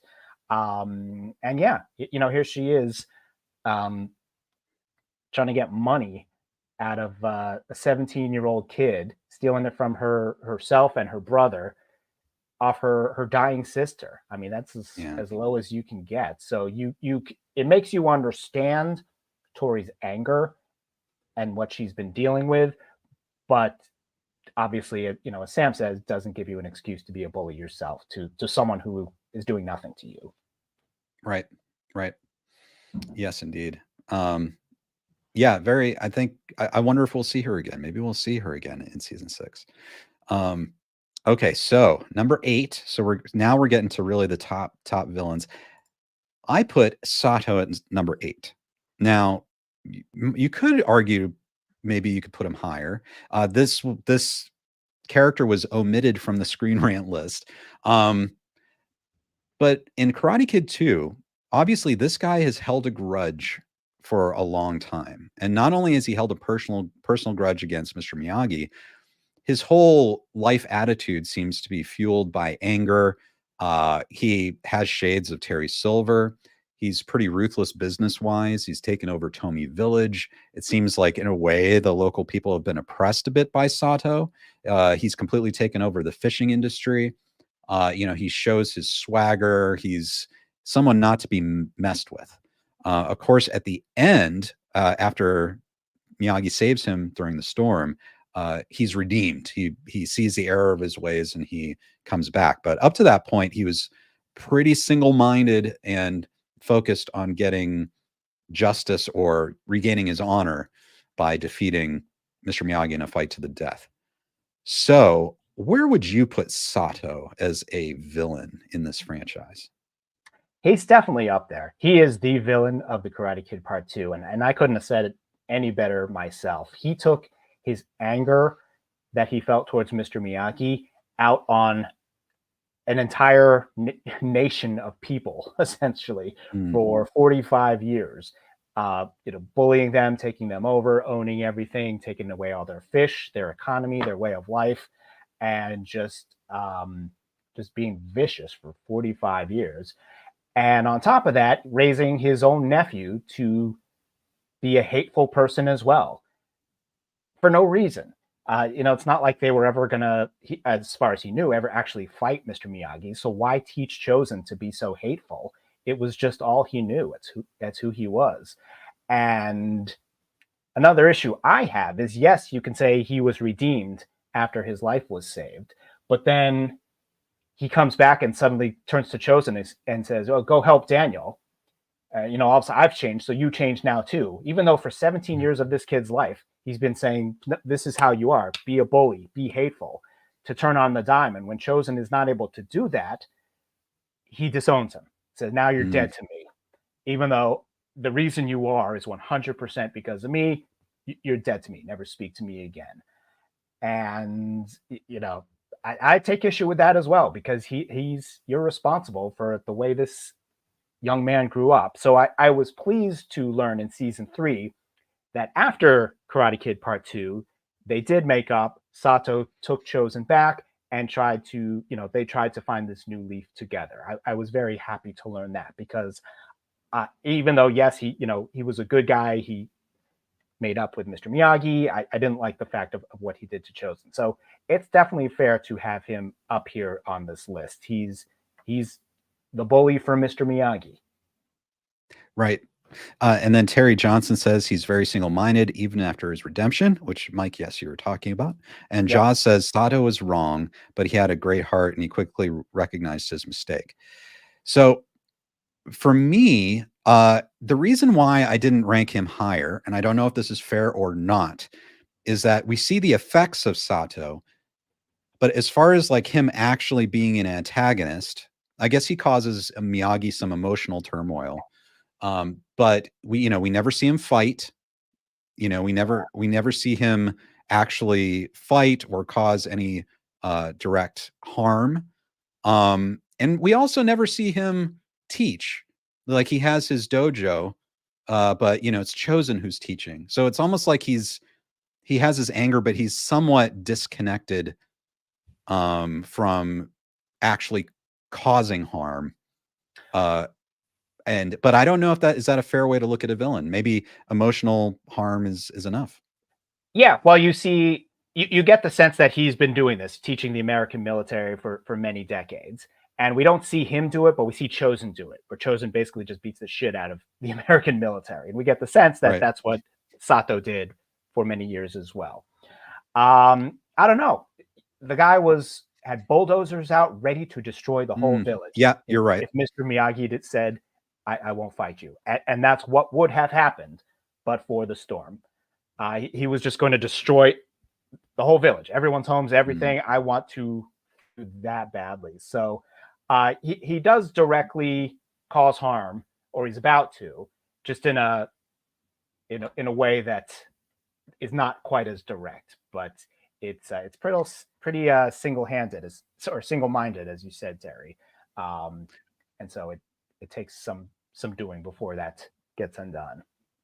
Could you say that some of the villainy is mitigated perhaps by the fact that he maybe does have a legitimate gripe with Miyagi about and that based on his background and culture, Miyagi did dishonor him in front of the entire village, and Miyagi basically ran away and wouldn't confront that, as opposed to just he's enjoying being evil. There's definitely something to it, and I think Miyagi tries to explain it early on, like, honor has no time limit. In Okinawa, honor is very serious. And yeah, I have been dishonored by this man. This man has now escaped like a coward, so I can't confront him. All I've got left now is you people who saw that. So I'm going to take all that out on you, and just his anger is just there, and it's never going to find its closure. So it's just continuing on for 45 years, which it does. Right. I love such great thoughts, Mike. I know I'm maybe we'll have to increase Sato or raise him up in the rankings a little bit. Let's move on to number 7. I put Johnny. Now, this is tough. Again, it's like, how do you rank these characters? Because he was fantastic in the first Karate Kid movie. He was a villain. He was an antagonist. I think it was something that was very relatable to everyone watching the movie. Everyone has felt like they've known a Johnny in their life. Just a great bully, a universal bully. Of course, that is balanced by the fact that he is a protagonist in Cobra Kai. So, we definitely take Johnny's perspective. We understand he's had a hard life. We root for Johnny. I think we've always rooted for Johnny throughout the entire Cobra Kai series. And so that's kind of an interesting dynamic, but I feel like that his role as a villain, an antagonist in the original classic Karate Kid movie is so strong and so iconic. I had to put him at least at number 7. What do you think? Yeah, look, you got to go back 7 years now. It's tough to talk about now, but you go back to 2017 before Cobra Kai ever existed, and you say, name a bully from a 1980s movie. You can't not include Johnny Lawrence in that. And yeah, we can joke about, Daniel was the real bully and all, funny things like that. But Karate Kid, one of the most classic 1980s movies in existence. The good guy was Daniel LaRusso and Mr. Miyagi. The bad guy was Johnny Lawrence and John Kreese, but it was really Johnny. He's the bad guy. He's the bully. He's the villain. And that's the genius of Cobra Kai, is turning that on its head and seeing it from another angle. But if you're just looking at it from the movie, he's the bully. There's, him, Darth Vader, the Terminator, those are the bullies from the 1980s. Those are the guys I had nightmares about when I was a kid. You cannot take that away from him, despite all the progress that his character has made from Cobra Kai. So if you're just looking at it, I mean, look at that picture. I mean, I've got it. I got the same one right here, the one that he signed. And his father, actually William Zabka's father, is right behind him. He's a little bit out of the shot here. Oh wow. Yeah. So I mean, yeah, this photo, this stance here, terrified me. For 20 years. He's fantastic, but yes, you cannot have a bully list without Johnny Lawrence being there. Yeah. And that Halloween scene with the skeletons and the fence with Daniel, and I mean, he was about ready to kill Daniel. I mean, that was pretty. Yeah, he would have. That was incredible. Incredible villainous scenes right there. Okay, so props to Johnny, and then so we go from number 7 to number 6, and I put Sensei Kim Da-eun.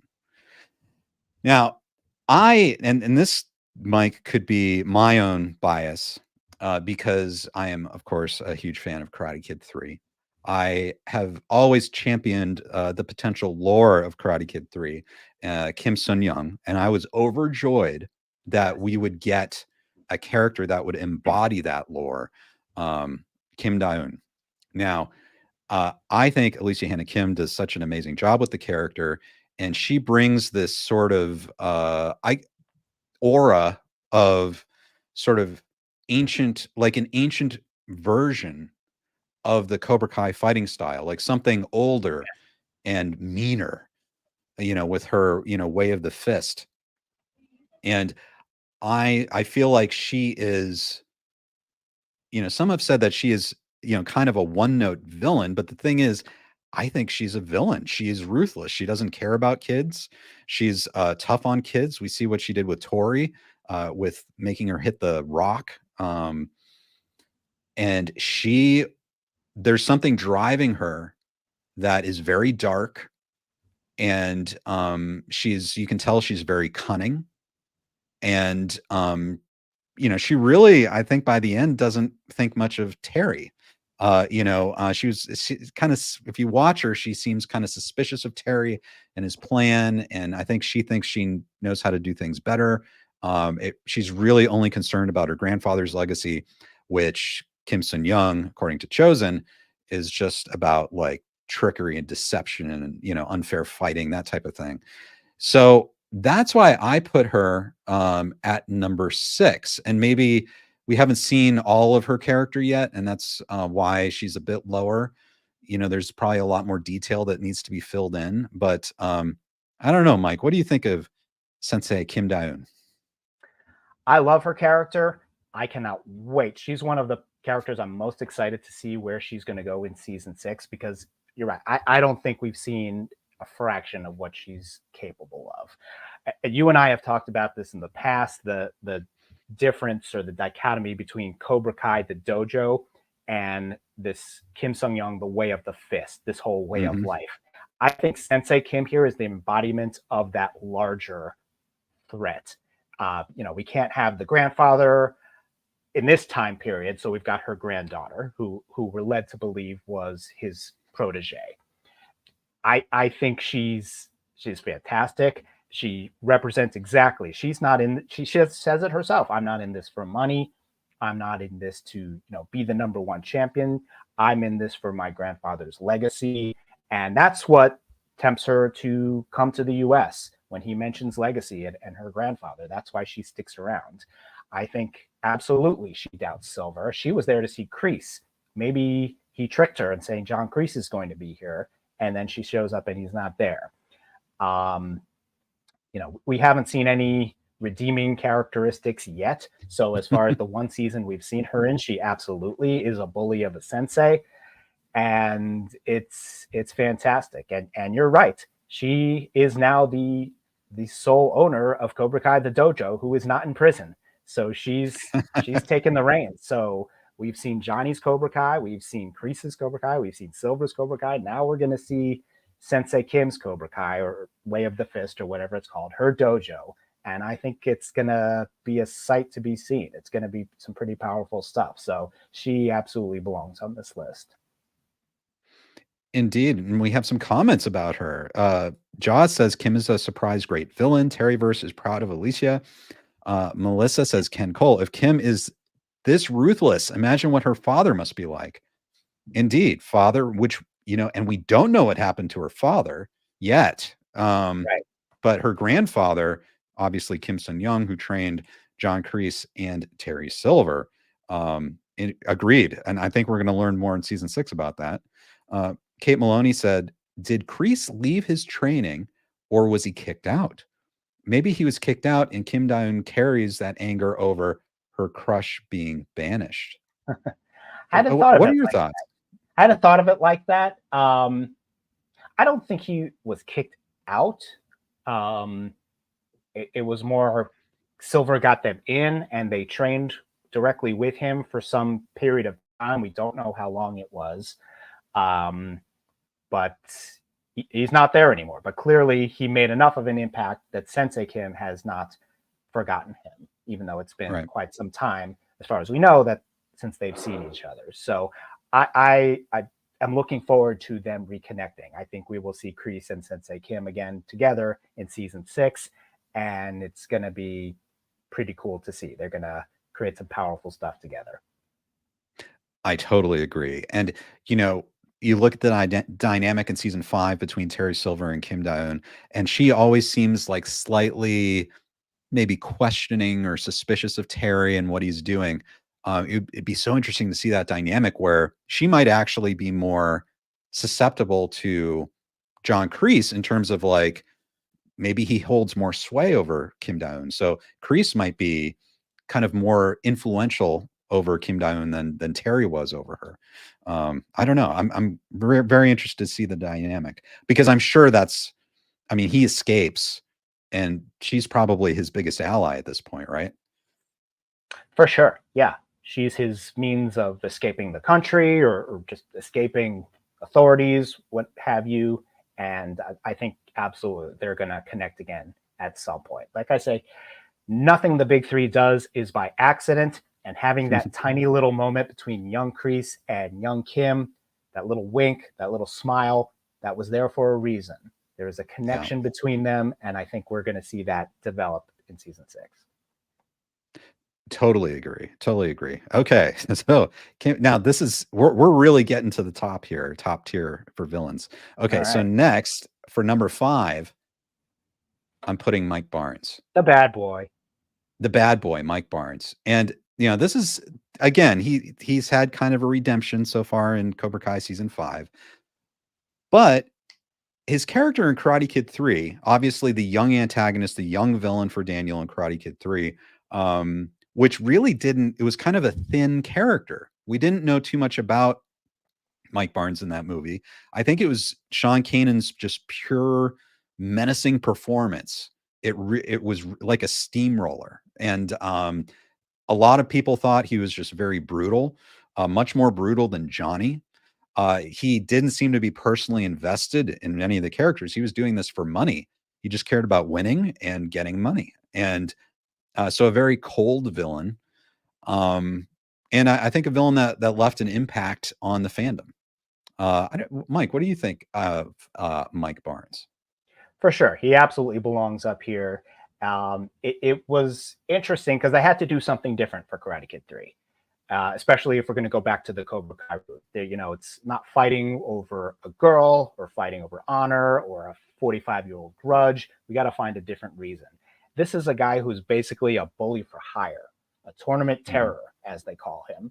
And you're right. He has no personal connection to Miyagi or Daniel. He's never heard of them.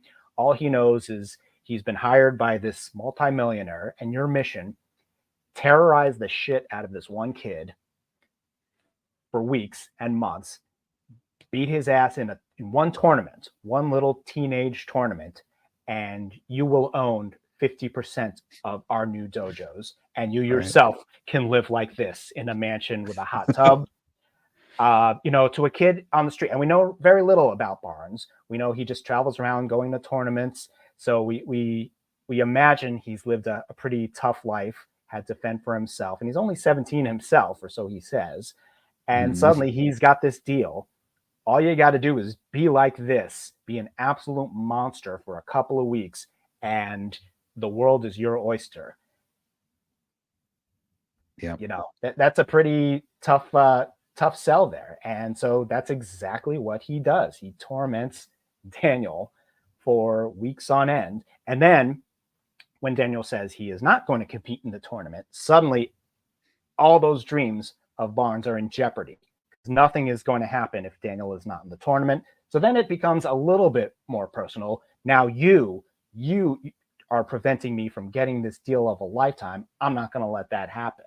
So it's, I'm not going to say it's the most fully developed character in the world, because you had to have seen these movies and read the books and see the show for many, many decades, as you and I have. You may not catch that all on your first watch of Karate Kid Part 3.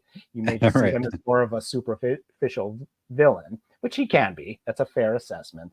But it gives a different angle to why someone would bully someone like Daniel for no apparent reason. And in the process, you're right. He's as menacing as you can get. He's brutal. He handles the character perfectly. And you're just afraid of him. And you make it so that Daniel is afraid of him. And that's what he basically says. This is the first character I'm afraid of. He never said that about Johnny. He never said that about Chosen. With all he'd been through with those two, he never said, I'm afraid of this guy. He says it about Barnes. Barnes made him feel fear and doubt his own confidence. And that was a pretty powerful tool. So yeah, it is more than fair to have him here on the top 5 of this list. Right. Bernie agrees with you. He made Daniel fear. Absolutely. Yeah. Jay Wiggins says he kicked a girl in the stomach. Diabolical. That was a really low move. It was really low. It really was. And especially in the 1980s, you didn't see a lot of that. And I'm sure people can find some examples. You didn't see someone just kick a girl in the stomach. And that wasn't like a horror movie where someone was killed and there was blood and stuff like that. You didn't see a lot of just taking it out on the girlfriend. So yeah, that was like, oh, that does, it's still, when I see that, it still makes me squirm when I see that move. And you can see it had an impact on Jessica. She says, I still have nightmares about it. Showing that violence against an innocent woman, shall we say, who had nothing to do with anything. She was just there, is pretty powerful. And it set up that character like, oh, this guy is not a good guy, not a good dude. Right. Jane Motz has an interesting question. Was Daniel more afraid of Barnes or Silver, do you think? Oh, Mike, what do you think? I'd say Barnes. I mean, for most of the Karate Kid 3, Silver was his mentor. He thought they were friends. It wasn't until that almost final scene in the dojo where Silver revealed his true colors, and he starts to realize that he's been bullied all along. But until then, he'd been going along with it, going along with the plan. So in the meantime, like I said, he was terrified of Mike Barnes. And Silver never laid a hand on him physically. It was all Barnes. So he definitely had some fear of both. But if I had to rank the two, I'd say he was more afraid of Barnes. Yeah. And that's right. Like those scenes where we have flashbacks and Daniel and Cobra Kai is dealing with this PTSD, and, those flashbacks are back from the tournament scene. And, it's Mike Barnes screaming at him and just everything, all the physical harm that he's done to Daniel. And I'm sure that messed him up. Like the idea that this mentor he trusted turned out to be orchestrating this whole campaign. But yeah, as far as like the physical pain and intimidation and stuff, yeah, I mean, Mike Barnes, he was on the front lines for that. Absolutely. And then so number 5, let's go to number 4. I'm putting Chosen for number 4. Because, as we talked about before with Sato, obviously he unfortunately was kind of raised by Sato, and his Sato's anger and aggression and kind of, view on life really shaped Chosen. So Chosen became very angry, and really doing dastardly things to Daniel throughout the entire Karate Kid Part 2. Refused to help Daniel, but at the end, um, he was willing to slit Kumiko's throat if Daniel didn't get into the ring and fight him, and he was fighting Daniel to the death. And so, as menacing as Mike Barnes was in Karate Kid 3, and even though Mike Barnes did kind of threaten Daniel with death by drowning if he didn't sign the application, in Karate Kid 2, Chosen was directly threatening Kumiko and Daniel with death. And so that seemed like, I mean, as far as the young antagonists go, kind of an unredeemable, at least as far as the movie goes, antagonist. Obviously, we got to see a whole new side of Chosen in the Cobra Kai series, which was absolutely fantastic. But and I think that plus Yuji's performance, not only that, he's like just the consummate bully. He has that bully laugh, very threatening character. I don't know. So that I had to, for his, not only his villainy, but his charisma as a villain, I had to give number 4 to Chosen. What do you think? Absolutely. Again, like I said with Johnny, you got to go back to 2017 and forget what you know now about him. For 35 years, this man was my other bully and giving me nightmares. Right. He's just savage. He's absolute savage. He's brilliant. And yes, everything you said, and the same with Sato. This man was just raised on hate. And it, unlike Sato, though, it wasn't because of something that had happened to him. It wasn't a personal connection like it was with Sato and Miyagi. This is just what he was taught from day one, to hate and to bully. And then it manifested when he finally meets this Miyagi that he's heard so much about, what a terrible person he is. And lo and behold, he does not show up alone. Oh, he's got a student now who's my age. I'm going to make this kid my target, and I'm going to bully him and treat him the way my uncle wanted to treat Miyagi all this time. This must be what I've been training for. And he's an absolute savage. And you hit the nail on the head, Ken. The way he is at the end. I mean, at that point, Sato's like, stop. Miyagi's like, stop, please. Like, this isn't worth it. I was wrong. Hate is wrong. And he's just gone at that point. Nobody could talk to him. There's no more talk. Cross the bridge or I'm going to kill her. And that's the only way this is going to end.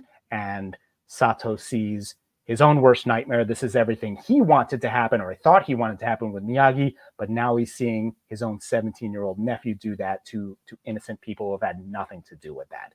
And so it's just brutal, and it's brilliant the way he does it. And to go back to Barnes a little bit, it shows you how effective he is, because through all that, Daniel does not show fear at the end of Karate Kid Part 2. He doesn't say, Miyagi, I'm afraid, I'm going to die, what's going to happen? He crosses that bridge and he makes it happen. He shows courage. Right. So for Daniel not to be afraid of this situation and then to be afraid of Barnes, whoa, that tells you a lot about Barnes's character. But as far as Chosen is concerned, yeah, he's a fantastic bully from the original movies. Yeah. And Jay Wiggins says he tried to bully Miyagi too. No talking. That's right. But let's also throw in here another bit of villainy for Chosen, which was a moment that even today, when I see the scene, it just makes me feel horrible, is when he's desecrating the Miyagi family dojo. And this is his fighting style.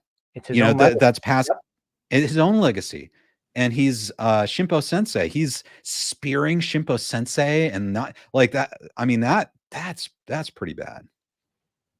Oh yeah, and Sato knows that. I mean, he'd left at that point, but yeah, they know exactly where they are. This is where their training started. This is where Sato trained under young Miyagi.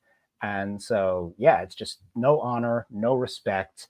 I don't even think they refer to themselves as Miyagi-Do. We don't know exactly what they call their dojo, but I don't think at the time they're still referring to themselves as Miyagi-Do dojo. So this means nothing to him, Shimpo Sensei and all those the history of Miyagi-Do.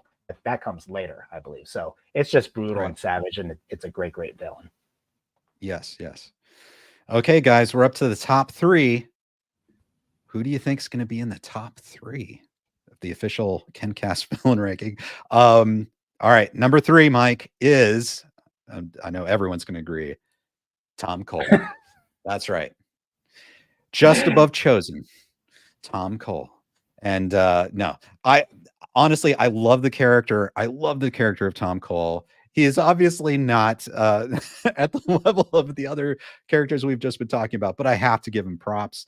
I think he is one of the most original antagonists in this entire enterprise. I love the fact that not only they made Daniel LaRusso and kind of like the head of an auto dealership, which is an amazing progression from the original Karate Kid movies, but that like as the head of a dealership, he would have an antagonist who was from a rival dealership, and just made him this kind of douche clown, right? And I think he's hilarious. He's funny. He's a bully to Daniel. He's a professional bully to Daniel, in all the best ways. Obviously, David Shatraw gives a great performance. And I think, we haven't seen him since season 3. So sometimes he doesn't get his due. He was in 2 episodes. Obviously, I'm honored to be with him in Cobra Cole. Go check it out in the description if you haven't seen it. He does an amazing job in that as well. But Mike, give us your thoughts on Tom Cole. We haven't seen the guy in a little while. I would expect no less from you, Ken. This man has no redeeming value whatsoever. Cannot be redeemed. He cannot be helped. He's a bully, a horrible human being, and he's absolutely a bully of the Cobra Kai series. But I love it because with Daniel, his character progression from the karate sense is slower. We don't see him do karate at all in the first season other than training. So we don't see him fight for a while. So he needs a different type of bully. He needs a different type of antagonist. And Tom Cole is just perfect because all what Daniel has, the reason we believe that his life is so great is because of this business, this LaRusso Auto. It's given him the life that we see, this Encino country club lifestyle. Tom Cole is the threat to that. He's the other potential auto king who's looking to kill the king and take the crown for himself. And he doesn't do it through violence. He's no physical match for him. He just does it through just being a sneaky business crooked asshole. And I think a lot of us probably can have experience with a person like this more than they can say, oh, I've experienced a karate villain. I've been beat up by a crazy dojo. Probably that hasn't happened to a lot of us in our lives, but we've probably dealt with a guy like this at some point. Maybe it was a car salesman, or maybe it was, something else in your career or something, just someone who's just pure sleaze and will do anything just, he doesn't have one aspect of your life that he can touch with a 10-foot pole, but he still just bugs you because he's there and he just won't go away. And it's played perfectly. So it's used perfectly. You're right. He's only in 2 episodes, but like, that's just enough to let you know what type of person this was.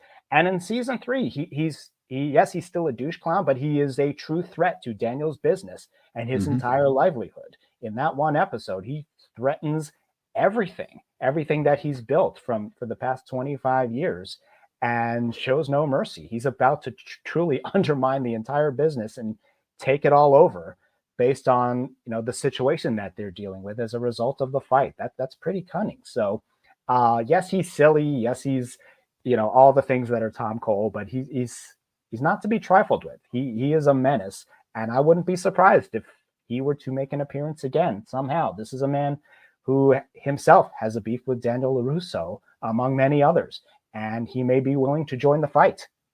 We'll see.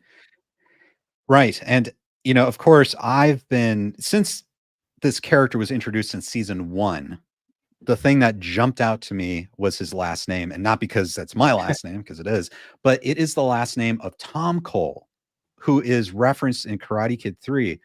And so I just felt like, wow, what if there's that connection the corrupt DA in Karate Kid 3 is related to this guy, related to Terry Silver. Of course, Cobra Cole, watch Cobra Cole, and you'll see me explore that a little bit. And but do you think, Mike, what are the odds that you think we might see Tom Cole in season 6?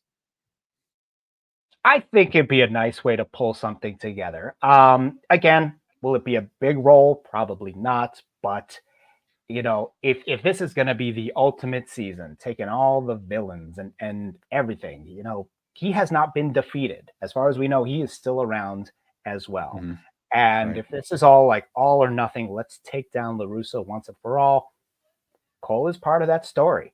And Cobra Kai, Silver, Kreese, they've all been defeated. They're going to need help. They're going to need every weapon and tool at their disposal, and Cole could be one of them. Come at him from the business angle, while we're coming at it from the karate angle.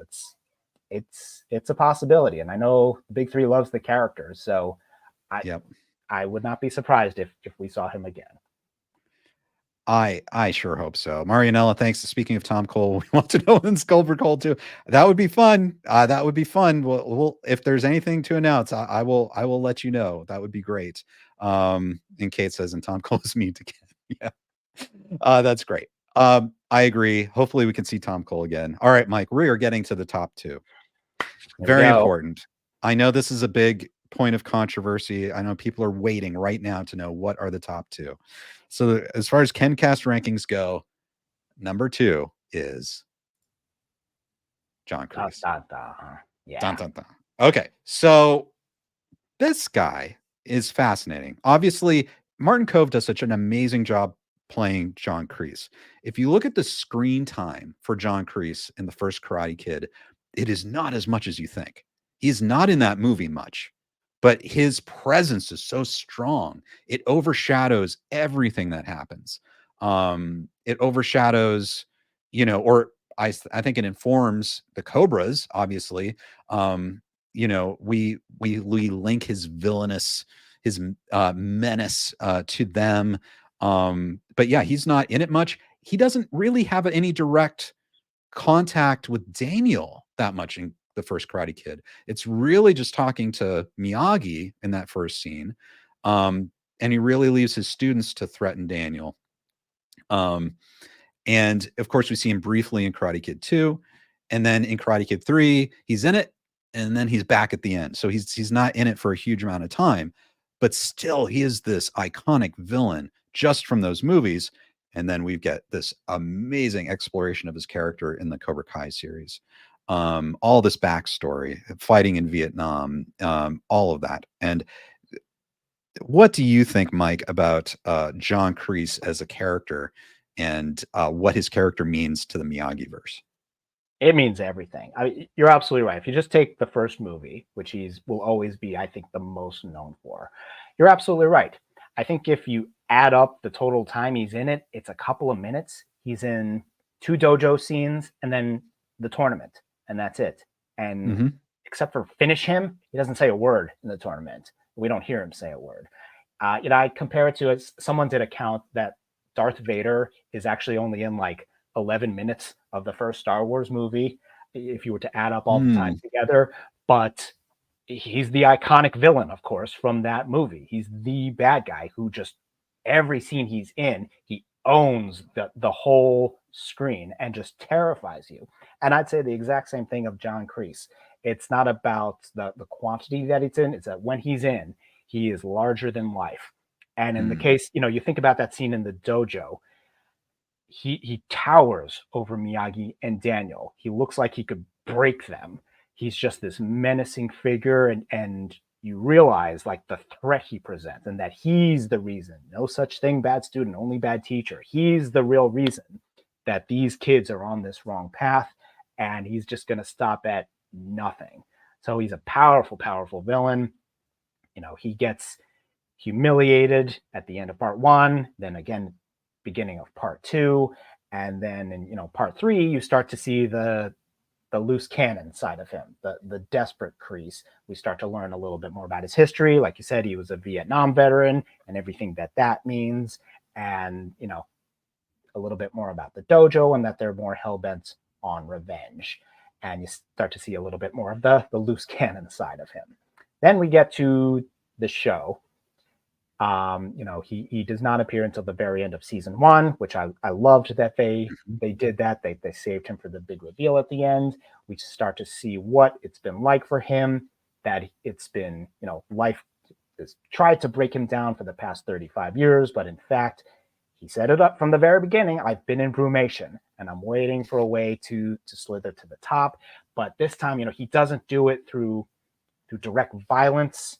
He does it through being just like a snake, slithering his way back into the dojo to reclaim what he lost 35 years ago. And it's so sneaky the way he does it. You're not sure.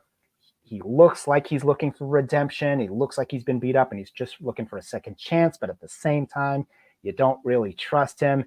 And then he shows his true colors. And then in season 3, he's the sensei again. He's Sensei Kreese again. He is pure villain, and he's the guy we knew from the very beginning again.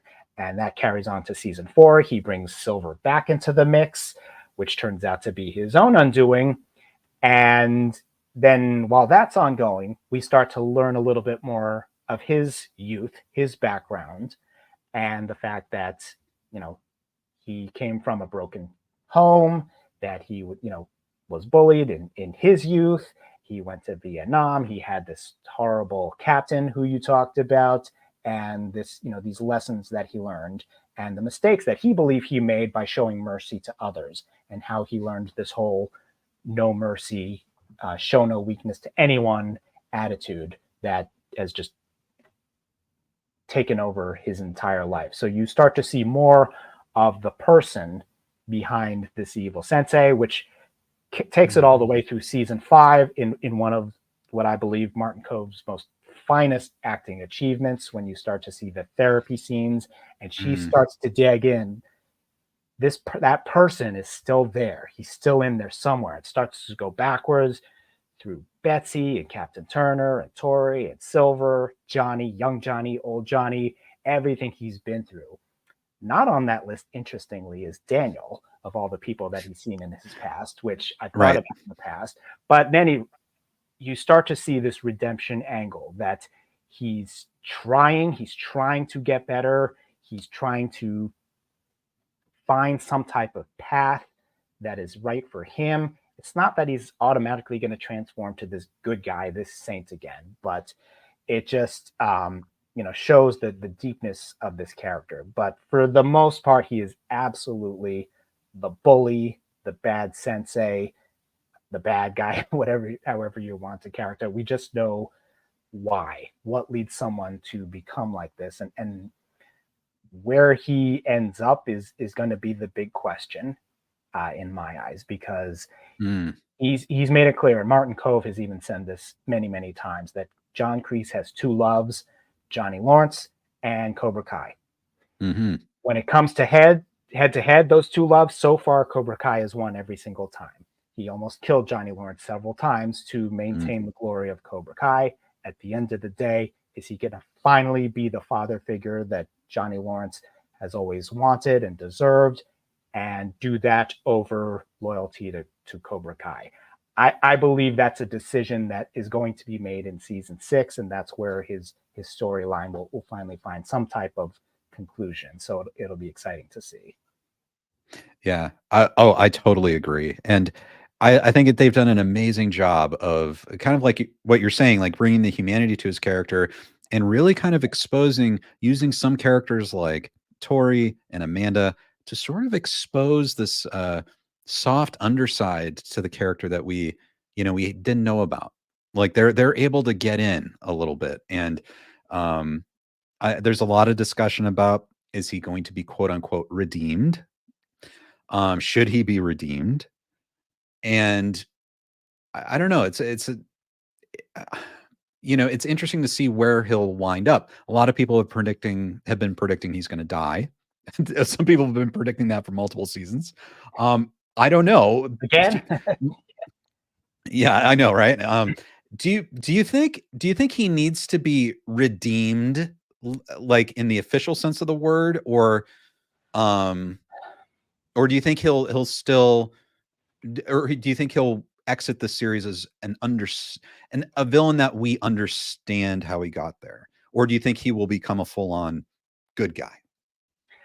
Yeah, it's tough, and that I truly don't know. I mean, to be a full on good guy is a full blown character change, which would Right. be a little tough to accept. I mean, the guy's supposed to be in his 70s, I think, which would be a change from everything he's ever done. Look at the end of season 5, he still, you know, makes another ploy, another game to get that security card off his therapist, and that's how he escapes from prison while he's pretending to have a breakthrough moment. And maybe he is having a breakthrough, but there's always a plan. There's always something cunning.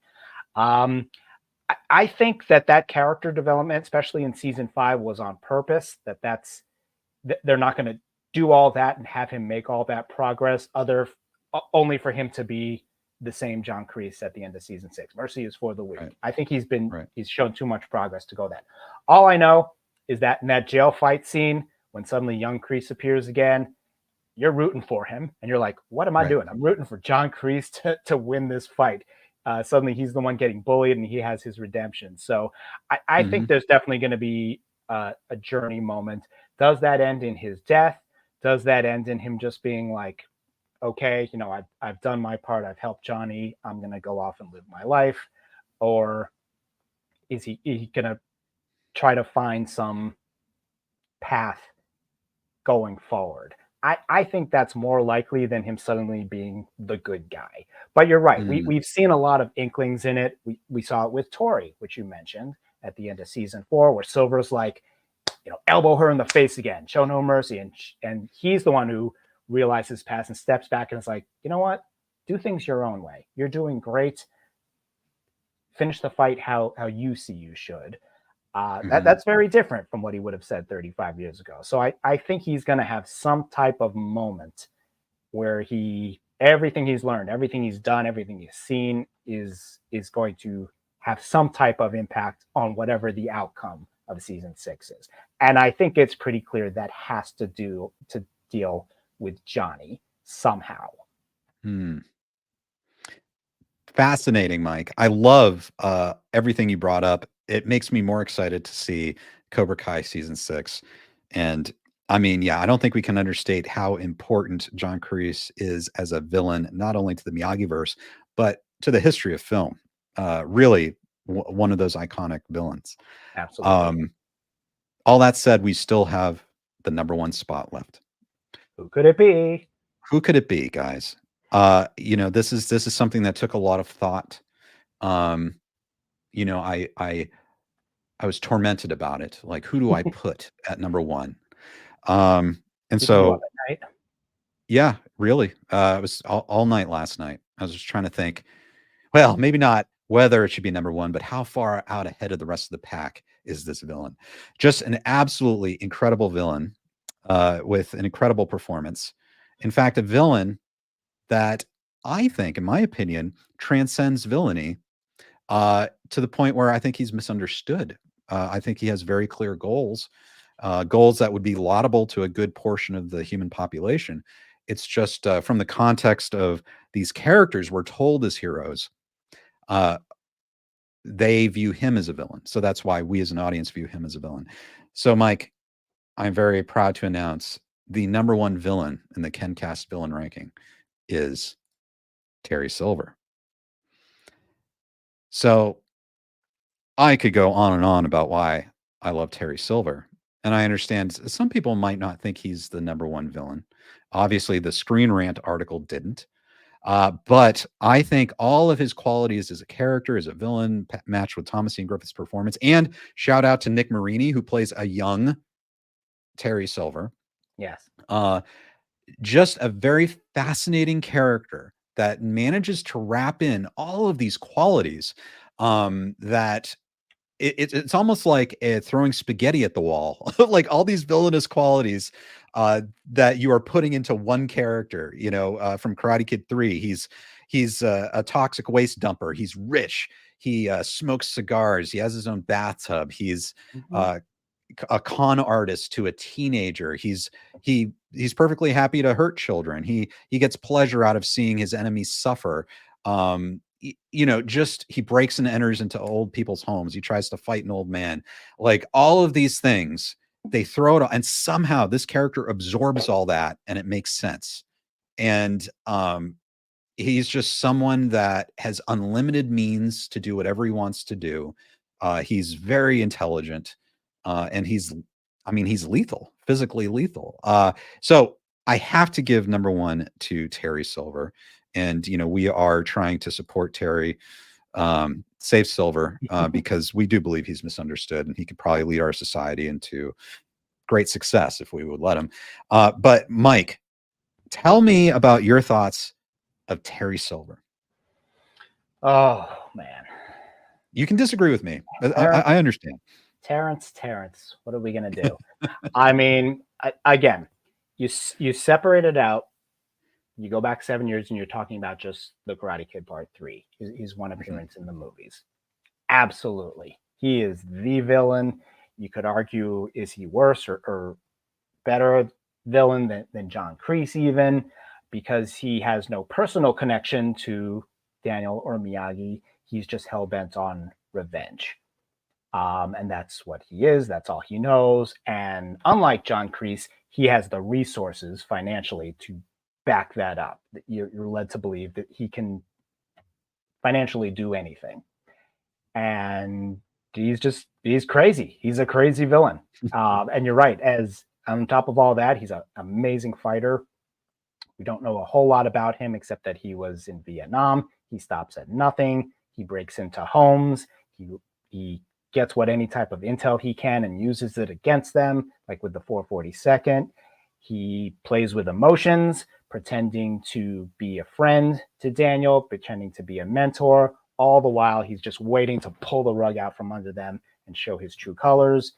And then that's all that we see. But to the public, he's the good guy. That's not something that is unique to the Cobra Kai series. That's what he was like in Karate Kid 3. He's the guy on the mic, smiling, here's my generous donation and all that. And, everyone thinks he's just this great, great guy. And it's menacing. It's absolutely menacing. Now the real pain begins. That's the Terry Silver that we've known and loved and or feared for 30 plus years. And it's absolutely fantastic. And what's interesting about the Karate Kid 3, that his character from that, is he's the only other character other than Daniel who's led the scene. I'm trying to think of how to say that. Like, there isn't a single scene in the Karate Kid that Daniel is not in. He's the lead character of every scene in that first movie. Same with the Karate Kid 2, except for one scene where it's just Miyagi and Yukie, which is a small scene.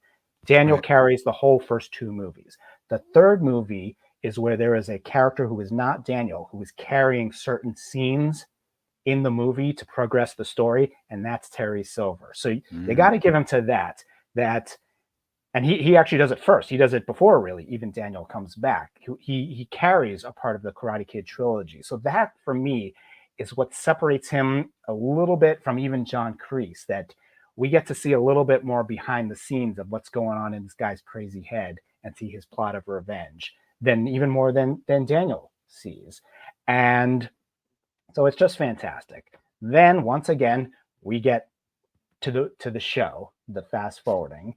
And then it's, the whole Terrence versus Terry, which is just done beautifully. The whole dichotomy of, okay, was it truly just something crazy that he did back in the day? Was it just, the drugs and the revenge, and now he's a reformed person? Or is this Terry Silver just this beast that he's now figured out how to lock in a cage and is just waiting to be unlocked and unleashed, and John Kreese knows how to do it? And I still don't really know the answer to that question.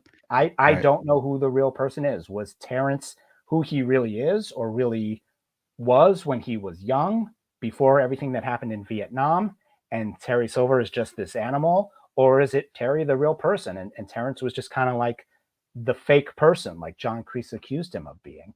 I still don't know. But we do know that when it is unleashed, he's virtually unstoppable. He has no weaknesses as far as we know, other than, you know, his own pride, but he sucks that up, and he will spare no expense, literally, to take down his enemies. And he went from not caring about Cobra Kai and wanting it nothing to do with it to wanting to create it into the valleys and the world's biggest dojos in a matter of what, 4 months. He you know, talk about Right. going from 0 to 1,000 in a short period of time. Once he's back on track, he's laser focused, and now suddenly I'm going back to my dream. Saikai Taikai, world's biggest dojo. All enemies be warned. You're either with me or you're in my way, and I will take you down. That's a powerful villain, and absolutely a bully to another sensei, to a kid who will stand in his way. And we see it from everyone, from, you know, small scenes like Sensei Rosenthal of Topanga to big scenes, obviously, like with him versus Daniel. And it's a fantastic character. And now we're at a sense that we believe he's been taken down. We believe he's been defeated. But for those of us who have known him and loved this character for many, many years, we all know that this is not the end by any stretch of the imagination. And now we can potentially see, where is a Terry Silver who has lost and been taken down? What is he going to be like? He no longer has the facade and the reputation, and it's like, you know, the mask has come off and the true snakes will come out now. Is he going to be even more dangerous? That he's not, you know, it's kind of like a Homelander in The Boys. Now everyone knows his true colors. That may not be a good thing. Now maybe he has nothing to lose because he doesn't care about his reputation anymore, and he's just like, now I can just be my true self. I think he's going to be a very powerful presence in season 6. How, when, the nature of how he's going to return, I don't know about, but it's going to be as intense as you can get. And watch out for, I think, a new type of Terry Silver that even we have not seen before. Man, that makes me so excited, Mike, that you're saying that. Yeah, that me makes too, me as so I'm saying excited. That's incredible. And I think you're right. You know, it's like he doesn't need to have that pretense necessarily.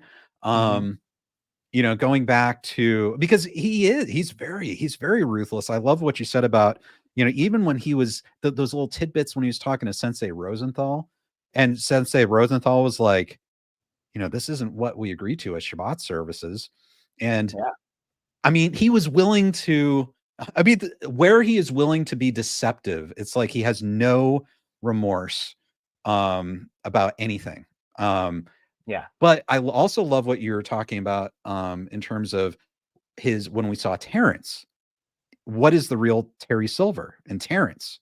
Like, he is so good at deception. I love the idea that you brought up, that he managed to deceive himself, perhaps. That, you know, he got into this character of Terrence, and he thought that's who he was. And so I think he is just so good at deception. Maybe he can't even escape from it. And I'm curious to see what's going to happen in season 6. People have been afraid he's not going to be back in season 6, but I agree with you. I think he has to be back in season 6, at least for a little bit. I mean, at least for an episode or two. You know, he's been such a major character in seasons 4 and 5. But the more I'm listening to you, Mike, the more I'm thinking, man, maybe you're right. Like, maybe we're going to see a whole new angle on Terry Silver in season 6. Let me tell everyone who's watching something. we have been talking to and watching and studying John, Josh, and Hayden for the past 7 years. I'm not going to say we know them. We're not like friends with them, but here's what we do know. A few facts. They love The Karate Kid Part 3. They love the character of Terry Silver. I'd say especially for Hayden Schlossberg. There is no way in hell Terry Silver is not going to be in the final episode, the ultimate, the biggest, the baddest, the most badass season of Cobra Kai, that he's not going to be in it. That's just not going to happen. He may not be in it at the very beginning.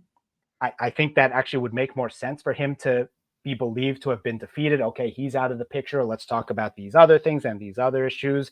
He's going to come in like a truck.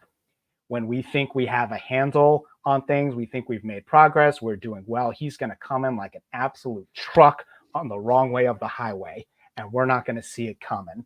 And it's going to be absolutely devastating and glorious at the same time. So I know there's a lot of Silver fans here, so I'm just going to say, mark my words. I never say anything with certainty because I'm just a fan like everyone else. I don't know. Right. Terry Silver is going to be back. You can quote me on this. You can screenshot my video if I'm wrong. I'll come over and paint your house and paint your house. I am sure he is coming back. Mike, if you think that, I have no doubt that we're going to see Terry Silver in season 6, and I certainly hope he's going to play a big role. And you're right. You know, I had the opportunity to interview Hayden Schlossberg. They're all fans, of course, of Terry Silver, but Hayden, I think, is a special fan. Yes. And, you know, he did say that he was very focused on not letting Terry Silver go into oblivion. And so I think you're right. I think from that we can guess that we're gonna see Terry in some kind of satisfying way, and I really hope it's along the lines you're saying, Mike. I'm very excited. All right, they're holding me to that, so I said it. Yes, you can absolutely hold me to that. That's great. And Jay Wiggin, thank you so much for the super chat. Wow, so generous. Thank you for supporting the channel. Jay says, hands down, you picked the right winner. Fingers crossed for a Dynatox or Vietnam era spinoff. That's a whole other discussion, right? Because we've been talking about these villains. These villains could figure centrally into some kind of spinoff, prequel, sequel series. I think Cobra Kai is obviously one of Netflix's top shows. Season 6 could be its biggest yet. I mean, in terms of ratings, in terms of popularity. And at that point, I think Netflix and Sony would be very motivated to continue this in some way. And Hayden himself on KenCast has teased this idea of a Dynatox series. So I know at least it is I don't know what you'd call it. You know, maybe not a for sure thing, but it's out there. It's being thought about. So I would love to see that. Do you think, Mike, I'm going to ask you to go further than what you've just said for seeing Terry in season 6. Okay. Do you think we are going to see Terry Silver again beyond the Cobra Kai series? It's absolutely a possibility. And, you know, the whole Dynatox show thing, there's a lot to that. That's something I didn't even mention before, is the aspect of young Terry Silver that we saw in Vietnam. I think a lot of us were surprised by that character when we first saw young Silver in season 3. We thought he would be the same as what we saw in Karate Kid 3, this cocky, full of himself, arrogant guy. And he turned out to be the exact opposite. He was this young, frightful, cowardly lion type person who was literally, you know, shaking in a cage there. How do we get from that, which is 1969, to what we see 16 years later in Karate Kid Part 3? The Terry Silver, arrogant, full of himself, wealthy, you know, all that, a totally different character. How do we get to that in that 16 years? That's a lot of story to tell. We know a little bit. We know that at some point they came home, obviously. They were in Vietnam for a few years longer. They came home. They started Cobra Kai. Silver gets bullied into leaving the dojo before it really opens to take over the father's business. We know at some point he does take over the family business because he's now the Silver in charge. The father is gone. How he's gone, I have some thoughts on that. And we know at some point he becomes relentless on improving karate. He goes back to Korea, learns from Master Kim. He said that Master Kim was my master, among others, meaning that, you know, he spent that time just training and training and training. That was something I wondered. How'd you get so good? You know, you could barely do anything in 69, and by 85, you're amazing doing those spin kicks. You know, he spent all that time making sure he never becomes the cowardly child that he was in the past. That's a lot of story to tell. over that period of time, all the while building this Dynatox business to become the person that he is. I see absolutely no reason why that couldn't be in some type of series or a limited series of something in the future. So it's a great character. If Sony and Netflix and Nick Marini and whoever is up for it, I think it would be a great story that the Cobra Kai fans would love to see. Yeah, I know. And my only wish for that show would be if it happens, I I would love to see Nick Marini as Terry Silver. I hope that there's some way to incorporate Thomasine Griffith into that series as well. Like maybe it's a dual story, like some it's flashback, some it's current day. I don't know, but obviously it's an amazing character, just an amazing performances all around. And Mike, I have to. Oh, by the way, everyone watching right now, thank you for watching. If you're enjoying this, go ahead and hit like and subscribe below this video. Hit the notification bell so you don't miss anything. I'd also direct you to follow Cobra Kai Wisdom. This is Mike right here. Follow him on Instagram, on X, on all the platforms, even Threads. And your days will be filled with joy when he delivers up another hilarious meme. He has just amazing Cobra Kai related content. And so I'm going to ask your wisdom on this topic of villains, or maybe just your opinion. Of everyone we've talked about. Ooh, before we do that, I did forget, I neglected to add Colonel Dugan or Ned to this list. They're in the next Karate Kid. So thinking about what we've talked about, where would you put Ned and Colonel Dugan? I would kind of put them towards the bottom, like with the characters of Karate Kid 2010, for the same reasons that you gave. They're just repeats of what we've seen already. Next Karate Kid, I've seen a little bit more than Karate Kid 2010. Not much more, but I've seen it more than once. And I would just say the same thing. You could say Colonel Dugan is John Kreese 2.0. Ned is sort of like Johnny 2.0, just not as good. So I would kind of put them there towards the bottom for the same reasons.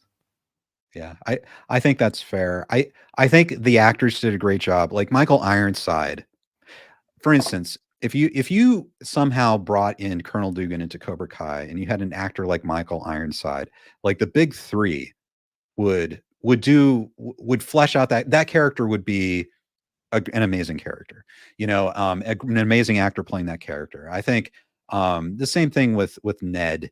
I think the actors were great. It's, obviously, maybe not the strongest script or whatever.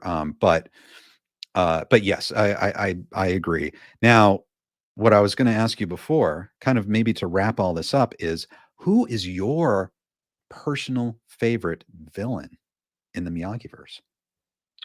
Ooh, that's a tough one because you've kicked up all my ideas on this list as to why certain people were different villains. If I had to pick, at my heart, and I've said this before, I love Cobra Kai with every fiber of my being. I've made no secret of that. But I am a Karate Kid fan. That's where I come into this. I grew up with the Karate Kid, and if you're going by just the original movie, my bully was Johnny Lawrence. He was the bully that I grew up with. He was everything I saw in what a bully was and represented. And back then we didn't get into the why. Why is he like this? What is his point of view? It didn't matter. We didn't care. We didn't get into that. He bullied Daniel and therefore bullied me. And I saw him and was something that I could relate to more than a Chosen, which was dealing with symbols of honor and revenge. I didn't relate to that very much as a 6-year-old kid. I did relate to a bully in school. I think everyone did or saw that at some point. And he was just perfection, the school bully who happened to be a karate expert. He was it for me. Yeah. Yeah, I think you're right. And I think that's the magic of that original Karate Kid movie. That's why it's such a classic. It's so universal. I think everyone can relate to that movie. Not only from the bullying perspective, the bully who seems to have it all, who's dangerous, who's after you. And but also I think we'd all love to have a Mr. Miyagi, and it's just a great movie. Yeah. I'm not obviously I'm a fan of Terry Silver, but yeah, Johnny William Zabka just knocked it out of the park in that role. Still does. It's really incredible. Yeah. And NASA Canes fan has a super chat. Thank you so much, NASA Canes fan.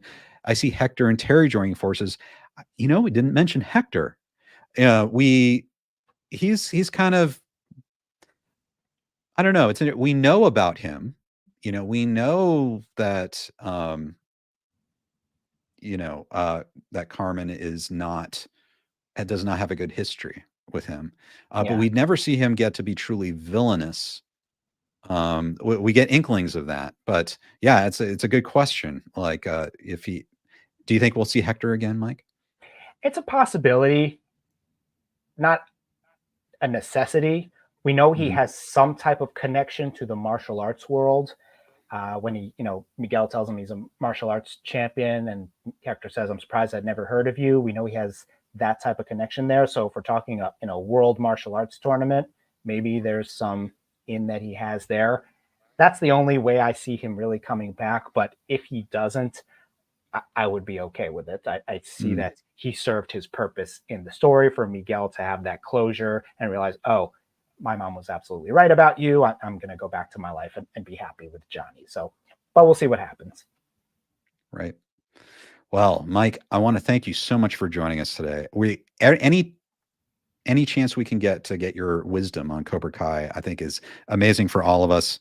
Thank you so much for joining us today and going through all of these villains. My pleasure as always. Thanks so much for the invite. Absolutely. And everyone in the chat, thank you so much for joining the conversation. Thanks for sharing your thoughts. It's always great. Everyone watching this right now, you are also incredibly intelligent, very integrated members of this Cobra Kai community, this fandom. You understand the series, you understand these characters. I'm always thankful for your thoughts. Thank you for watching. If you've enjoyed this, subscribe to this channel. Also subscribe and follow to Cobra Kai Wisdom. Thank you, Mike, for joining us. And everyone, I hope you have a good rest of your weekend, and we'll see you next time on KenCast. Want to be part of the live KenCast show? Subscribe to the Ken Cole YouTube channel and hit the notification bell to get alerts about every new show.